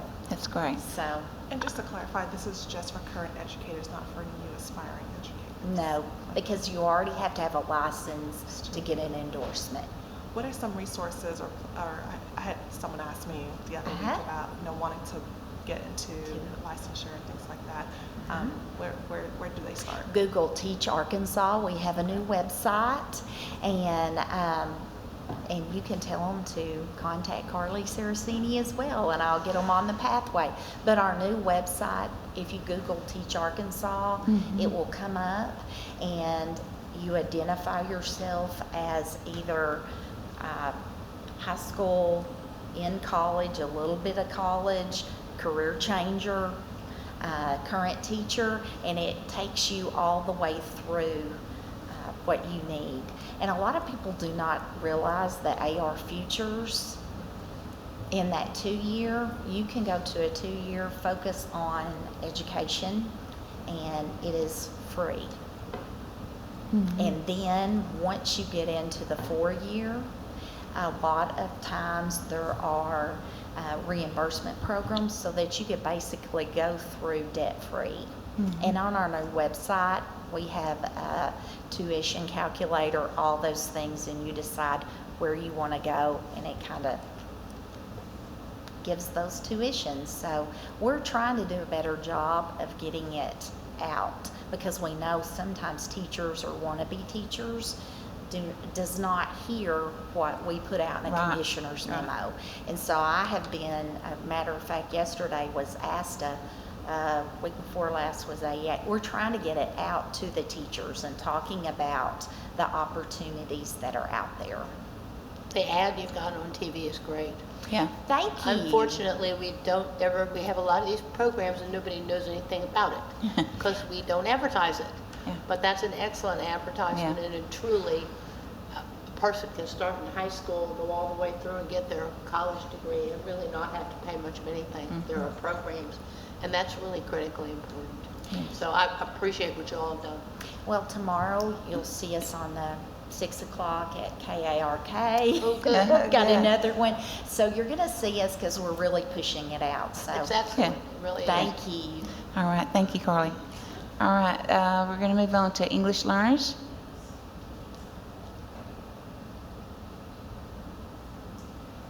Hi. Good morning. I'm Tricia Kerr, the Esau Program Director and Title III Co-Coordinator, and glad to come and update you on some things we're looking at around our work with English learners. This isn't in my report, but I saw her mention, Carly mentioned the Esau Institute is one of the institutes offered for educators, and we will be having 385 openings this coming year. We have 384 completing currently. So that's great news. We pay for that from EL funds, and I'm excited that we are able to cover their tuition and this coming year cover their praxis as well. Excellent. So, and this is also an endorsement, so it is for existing educators, but that announcement should go out Monday. Okay. But what I'm here today to talk about is part of what's in the Essa plan is our common standardized exit criteria. This is so that whether a student is in Springdale or Searcy or Hoxie, that the decision about whether that student is an English learner or a former English learner is the same. Now, what they do with English learners for services, districts can respond to that in terms of the student body that they have and the needs that the resources they have to meet those. So just as a reminder, because I know not everybody here is in the English learner world, what our exit criteria consists of are 2 items, and this is part of our Essa plan. There is the Alpha 21 assessment, so whether it's on the screener or the summative, they have to have an overall proficient score. So if they have that, the next thing we look for is what we call the professional judgment rubric criteria, which is basically requiring that districts consider all available assessment data from the prior 12 months. This can include state, district, building, assessments that are summative, interim, benchmark, diagnostic. I mean, there's a wide variety of data points that they can consider. If 2 or more data points indicate that the student's performing at a level commensurate with grade level peers, then the LPAC, which is the Language Placement and Assessment Committee, should exit that student if they meet this criteria. So one thing we have known from the last couple of years is sometimes we're not sure if the decisions are being made to exit, and one thing I had been asked to do was to look at, well, let's see for the kids who scored proficient where they are this year, what their placement is. So that's what I did. We pulled, well, this is how kids performed overall on the Alpha 21 last spring. We had 5,608 score proficient, and 38,271 scored emerging or progressing. That's fine, that's great. 12.8% scoring proficient overall is pretty good, okay? But of that 5,608, we ran some data to find out, well, where are those students this year? Those who were marked monitored year 1, so that's 58%, they were exited. So they met that professional judgment rubric criteria. We had 8.6%, or that 483, they don't have an Arkansas school this year. Some of those are 12th graders. They have graduated, and some of those have just moved out of state. We had 1.3%, I don't have the number marked on there, it's 60-something, I believe, that were not marked as an English learner, and they were not marked as monitored former English learners in eSchool. So we reached out to those districts to ask them to please correct their eSchool data so they show up one way or the other. And they worked on fixing those. Most of that group they didn't check a value box, or they kept the value box checked. People in the field know what I'm talking about. There's certain fields in eSchool you check. They either left that checked, or they didn't put an exit date, or they didn't put a monitoring status. So if they don't do those things, we can't pull them correctly. Then there were 1,776 that are still English learners. That's possible, but we thought, well, let's see if we pull the available state assessment data and compare it to the list we have and see, just on available state assessment data, would they have met the exit criteria? So that's just showing you that circle on the bottom right-hand side is that 5,608 students on the top graph. Instead, I have some questions. So what we looked at the students who just scored proficient and found out that of those, 3,058 met criteria. So we still had 2,550 that didn't meet criteria just based on state assessment data. Remember, they can also pick from district level data that they have, diagnostic assessments that they do, like for dyslexia, for the NWA and other assessments like that. We don't have all of that in the data set we looked at. So what I did was I looked at those who met the criteria, that 3,058, well, where are they this year? Because we would expect, they have 2 data points, they should be exiting. Of those, 2,300 were exited, or they're in monitored year 1. You can see we have that small sliver that's not in an Arkansas school. We have the small sliver that maybe had a data entry error. And then we had 608 current English learners who should have been exited from what we could tell on data. So we met, and this I broke down, how many students are we talking about, how many districts? So you can see there, I believe we had, well, you can see 64 districts had 1 to 5 students that we're talking about. 15 districts had 6 to 20 students that we're talking about, and 8 districts had 21 to 89 students that we're talking about. So I reached out to all of these districts. It was right at the beginning of the ALPA 21 window, which caused some stress for them, because if they're an exited student, they don't take ALPA 21. So they reviewed the data, most of them as quickly as they could, to see if there were students that they should have exited and exited them. If they had data from this year that none of it was okay, they're really struggling, we let them leave the student for the most part as an English learner, but many of them were exited. We're still getting feedback about that, so I can't tell you today, well, how many of them ended up being exited. But here were some observations, because until you look at the data, you don't know where you're at or what you can do to support districts in following the criteria. We had some districts that were specifying which 2 assessments must be at grade level, commensurate with peers. We can't do that. That's something the federal level told us you may not specify a specific assessment in addition to the ALPA 21 that you are looking for a proficient score on. So we had some districts that were looking at only English and reading. We had some districts that were only looking at Aspire.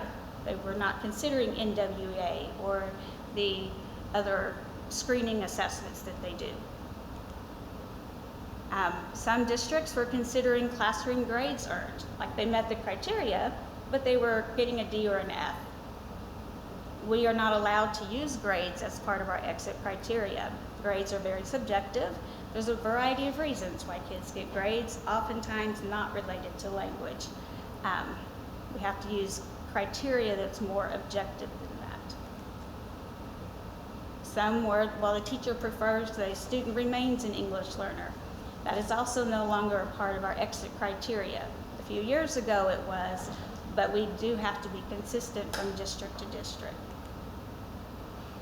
Another common one is they were not understanding that one may use the proficient, ready, or exceeding type of description, or at or above the 50th percentile.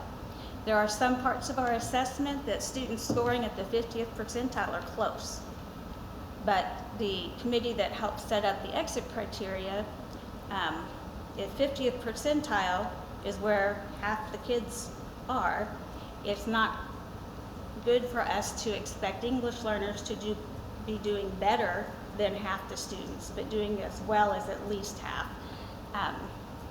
So that's why they're supposed to consider both. So some forgot that they're supposed to be doing that or didn't realize that. And then one other point, was that the spring K-2 state assessment data was not available in Trian, so districts didn't consider it, even though it was available in assessment portals. They had fall 21 and winter 21 school year, or fall 20 and winter 21, but the spring 21 data was not listed on Trian.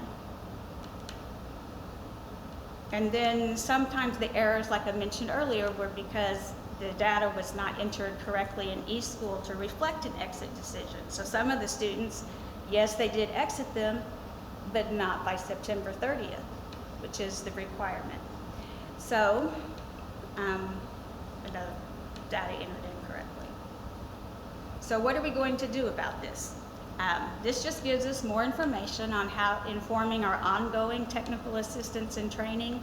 We also, like you've heard some other areas, we have a turnover every year of Esau coordinators, and they have a big learning curve trying to learn all of the components of running an Esau program, including placements. So we're going to try to make sure we're specifically addressing some of the common things that happen. I'll clarify expectations in the ADE Summit data training that I do. And I'm calling a meeting of the Essa Title III Advisory Group in late April, early May. We're still nailing down a date. It's hard to meet right now. And we're going to clarify exit criteria. And we're also going to be working on discussing and clarifying our language instruction educational program, LEAP, English Language Development, ELD program codes, especially what we call embedded ELD, because we've also seen a little misunderstanding about what embedded was meant to be based on the information the original committee gave us. So that's basically my update. Okay, we'll see if we have any questions. Any questions online? Okay, any questions here? Okay, thank you very much. All right, so we're moving on to the Essa Identification Cycle 2. Hi, friends. 2022 is going to be a very interesting year for us because it's the end of Cycle 1 of our Essa plan. And you know, we had an extension, we had an addendum submitted to extend that year 20. Because typically you're looking at a 4-year cycle. As Jane said earlier, you know, we fund 1003 on a 3-year cycle. But I want to kind of go through all of that. On this first slide, what you'll see is, of course, a link to our approved Essa plan. And then there is a document that I've shared with you, and Tiffany's going to put into the chat for anybody who's online. But this is just kind of a little reminder of these labels that we use, you know, schools that are in need of comprehensive support, additional targeted support, and then as we move into our next cycle, we get to add some more terminology. I think today you've heard enough about 95% tested. You know how important it is. It's the very first start.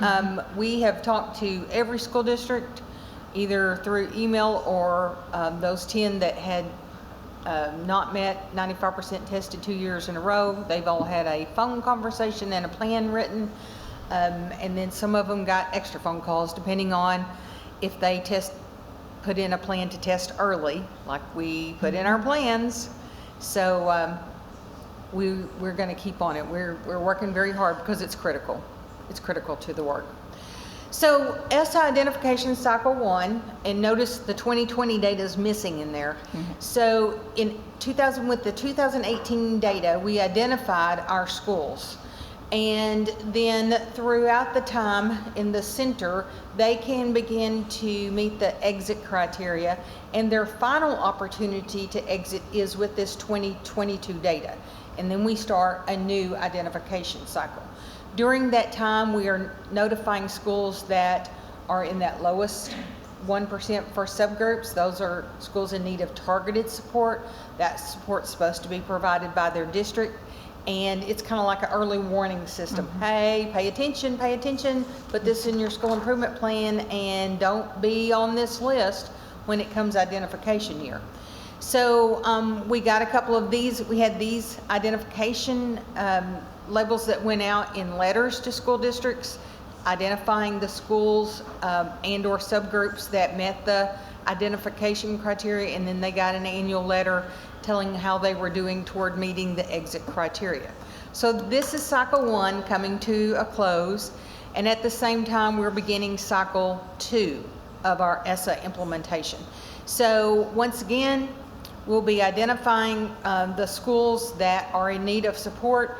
If they do not exit from comprehensive support, that means they didn't meet that 5% cut line. Then when we establish a new 5% cut line, they're going to be identified for MRI CSI. So more rigorous intervention, which means that we'll be writing plans and checking in them more often to make sure that they're implementing and doing everything we can do from the department level to ensure they're getting the support they need to be on a continuous improvement pathway. Same thing with graduation rate, and then of course we'll identify a minimum of 42 schools in the lowest performing 5%. Some of those may be our MRI CSI schools, or we may have some new schools that may have to be identified. We won't know until we establish the new 5% cut score. Schools that were previously identified in need of targeted support for a subgroup may advance into comprehensive support if they did not exit. And then of course we'll be identifying schools that have 3 years of continuously underperformance for a subgroup. So what that kind of looks like is the different groups are identified here.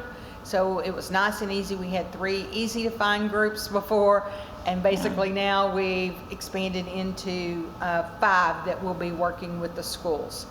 So there's entry points, and those entry points are under performance by a subgroup or being in that lowest 5%, which is the red arrow.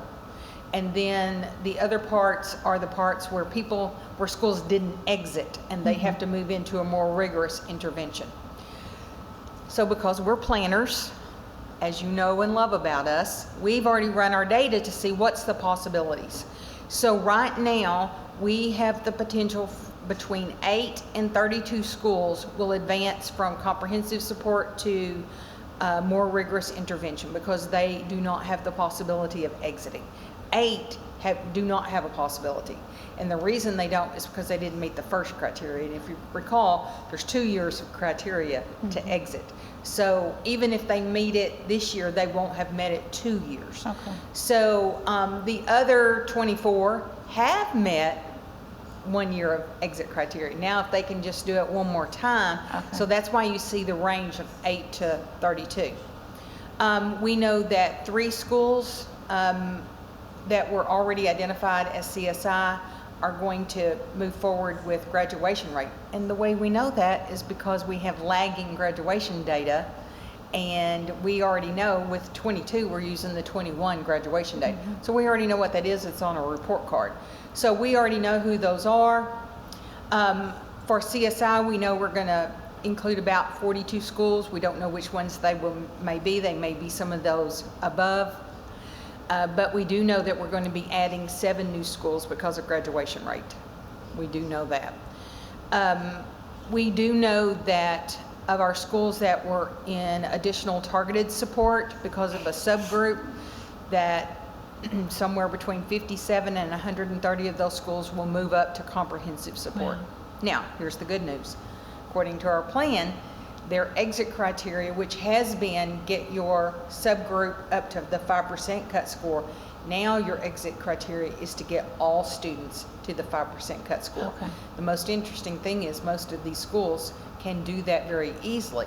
So after 2 years, they will probably exit that status. What we don't want to happen, though, is that they haven't addressed the issues with instruction and learning for the subgroup, because if they haven't addressed it, they're going to come back around and come right back through the system. So we know that right now we're looking at approximately 40 schools that could be identified for additional targeted support based on their SPED population. And those are the ones that we have 3 consecutive years of. So we know if they don't have scores that prevent them from going in, if they don't meet that cut score, that we could have up to that many. What we also know is we have 34 schools that have 2 years of underperformance in a subgroup under the 1% cut score. So because this is an identification year, they could potentially not be notified about TSI when they reach their 3rd year. They would actually already move into additional targeted support, because on those identification years you bump up if you meet the criteria for identification.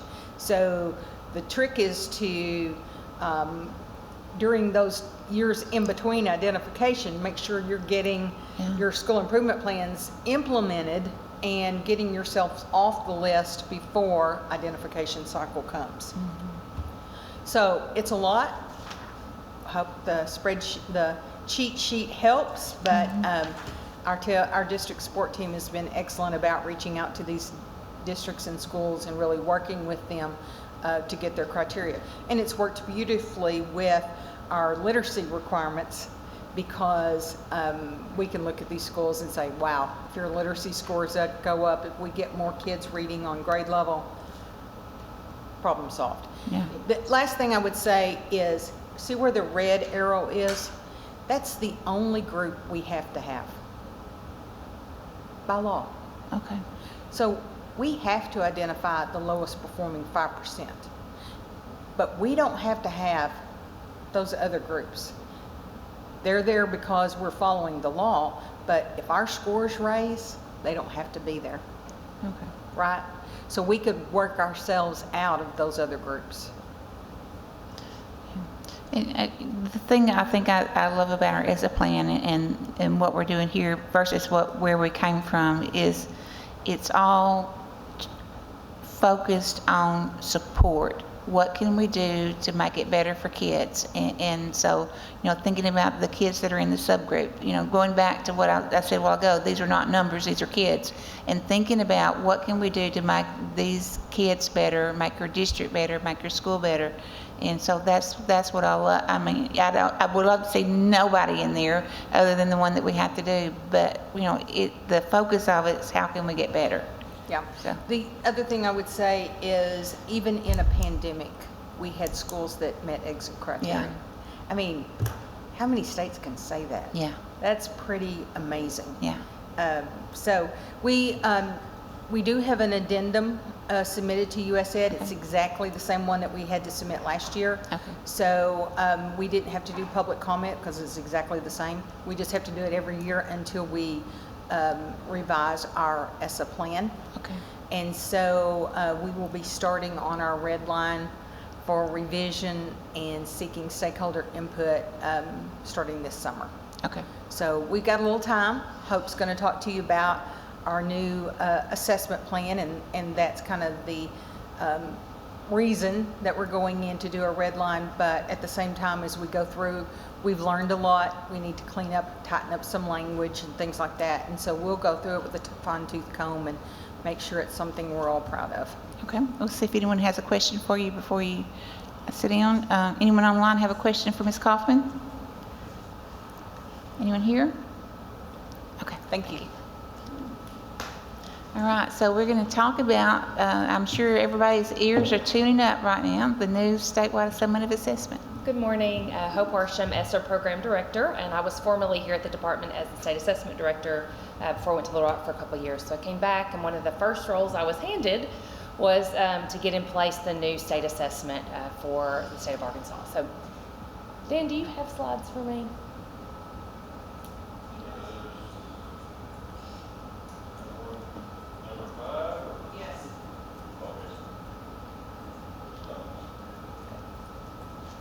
So I'm going to really kind of talk through the process that we went through to get the new state assessment in place. It is a little bit different than what happened previously when we moved to ACT Aspire, and so we did go through a full competitive bid process for this new assessment and talk about why we are changing at this point. I just realized I sent you PDF, not slides, so Dan, you'll have to help me out. Okay, so why the change now? First of all, ACT has made the decision to no longer put development into the Aspire exam. So it really wasn't an Arkansas decision as to whether or not we would continue with Aspire. The company is no longer going to produce that assessment. And so therefore, we were faced with the option of either procuring a new assessment or doing something differently. And so we went the route of going through a full RFP process, which allowed us to gather stakeholder input, determine what was needed in a new state assessment, and then put out a request for bid to find a partner that could provide us with that new assessment. As part of that, ACT did agree to allow us to continue to use Aspire this school year and next school year. So the RFP process started in July, and we are actually in the final stages of that contract right now. It will go before legislative review in April is the plan. But that allows us to go ahead and start working with our new vendor in preparation, getting things ready while we still give the ACT Aspire for one more year. So our process, we started with gathering input. When I came on in July, that was the very first thing I did with Dr. Arola and her team. She helped me immensely, and we worked together to pull together lots of different types of feedback. It was very important that we heard from the state about what was important. We heard from educators, from our co-ops, from district level teachers, and even into families about what was important in the state assessment. So we did focus groups, we did subgroups within that, we did family feedbacks. Those were actually calls directly to families and interviews and talk through what was needed, and then larger surveys out to any educator that wanted to put that information in. We did draft a request for proposal in the fall. We had our technical advisory committee weigh in on that. That's essential because they could help us on the front end with the design and say, hey, these are the things you want to ask for. And then we had a committee of educators review all of the bids that were put in, and then the final most advantageous vendor was submitted to the Department of Education to further interview that vendor and work on contract negotiations. So we will start working with our vendor as soon as the contract is in place, which is July 1, and we will start working with them to develop our assessment. That will include committee reviews this summer. We'll start committee work as soon as we can get started with them. Educators will be looking at every part of the assessment or all the assessment questions, excuse me. They will approve, Arkansas educators will approve all the assessment questions, and then our team will work on the design of the assessment, the blueprint, all of those things starting in July. We will not go operational until the spring of 2024 though, so we still have 2 years. All right, go ahead. So our stakeholder input, you can see a significant number there. This is one thing I think we're most proud of the number of educators and stakeholders that were able to give input on our new state assessment. When I share this nationally, this is not something I've seen in other states that they've been able to pull off, and so we were very proud that that process was able to happen, that we were able to hear from our educators, and we're actually able to see the evidence of what they asked for in our RFP. It really pushed the department in some of our thinking and some places where we had to really step back and say, okay, what's the right balance? This is what our educators are asking for. These are the guidelines we have to fall within for federal and state accountability. What can we do to try to make a middle ground for that? And so it really did guide what we were able to do in the new assessment. Go ahead. So the RFP process, that is led by the Office of State Procurement. They were a great partner with us in that. They led us through every part of the process. They gathered all the proposals. The one nice thing is those proposals were completely anonymous, so we did not know as the review committee who was submitting a proposal. That allowed us to take our bias off the table and really look at the content that was being submitted, what type of partner would that vendor be for us, and really look at did they meet our criteria. And so it was a very clean process. We started with reviewing the bids, then we went to open interview process, and then the committee scored both the interview and the review of the written bid, and then together with the price, the final vendor was identified. And then OSP worked with the Department of Ed to finalize the negotiations on the contracts, the terms, and all of those things. You can go ahead.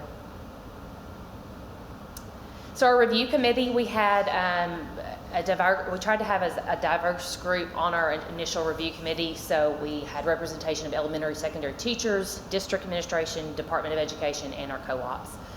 And then whenever we went to the larger DESE committee, we opened that up to make sure that we had accountability represented, assessment, our deputy commissioners, and all of our content areas.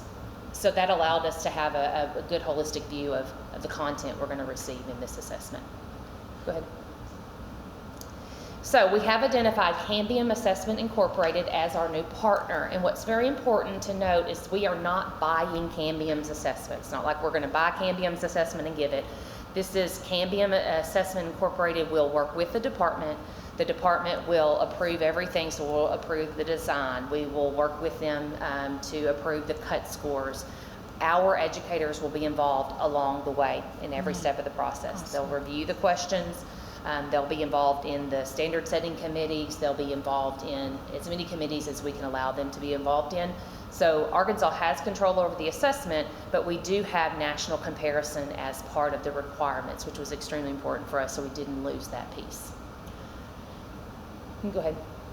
So some things that are required within the assessment and within the contract. The first one, a notable difference from what we currently have, is this is going to be an adaptive assessment. So what that allows us to do is get a really good gauge on higher and lower students, how they're performing.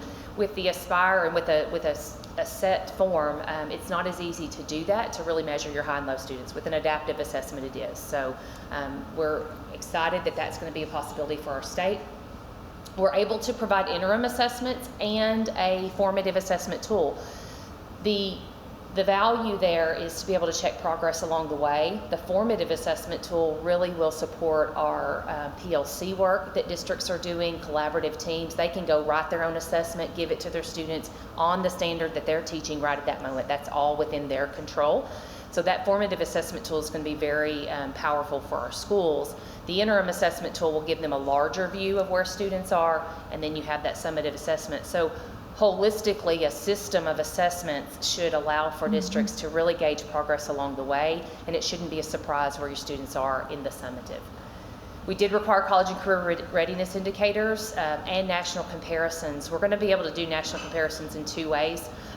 Lexile and quantile levels, that's kind of a well-known measure of national comparison. But we're also going to, with this contract, be able to embed the ACT Aspire questions within our first administration, which allows us to do a nice linking across from ACT Aspire. And then whenever we do standard setting, we'll be able to utilize not only that information, but also national comparisons such as NAEP and other national assessments in the standard setting process for us to say, okay, Arkansas, a cut score of this on the Arkansas exam is comparable nationally to these other exams. And so that is something that we're glad that Dlm is able to do for us. Like I said, involvement of educators and obviously meeting all state and federal requirements. There's some notable value add features with our new assessment. Number one, science. We're going to be able to provide a science assessment every year, and it's a more authentic science assessment. Our current science assessment, one of the things we hear a lot is that that's not a science assessment, it's a reading assessment. Some people might disagree with that statement, but we do hear that a lot. And so this assessment is more aligned with the NGSS or with the Arkansas state standards, And with the principles that are found within our science standards, we're also able to provide that assessment every year, which was something we heard loud and clear from educators. We thought it would be opposite. We thought they'd say, don't test us every year, and that's not what our science educators said. So we're glad that we're able to do that. We added some security and validation services. And then another big piece is Cambium Assessment is the same assessment portal that we give ELPA 21 in that you just heard about for the EL assessment. So we're actually going to be able to display not only our year-end summative scores inside a portal, but our ELPA 21 scores will be in there, which is also a parent portal. So parents now will have access digitally to their students' scores, and we'll be able to provide those reports in 6 different languages, which is nice for our parents that don't speak English. We're going to provide some writing workshops and some assessment literacy training as well as part of this contract. We thought it was important as we move to a new assessment to really provide a level of training for our educators around how to use the assessment, really the whole system, what does that look like, what do we mean by a system of assessments, and how do we utilize it. You go ahead, Dan. So lastly, when you think about the role of an assessment, our vision and mission for Arkansas is really to lead the nation in student-focused education.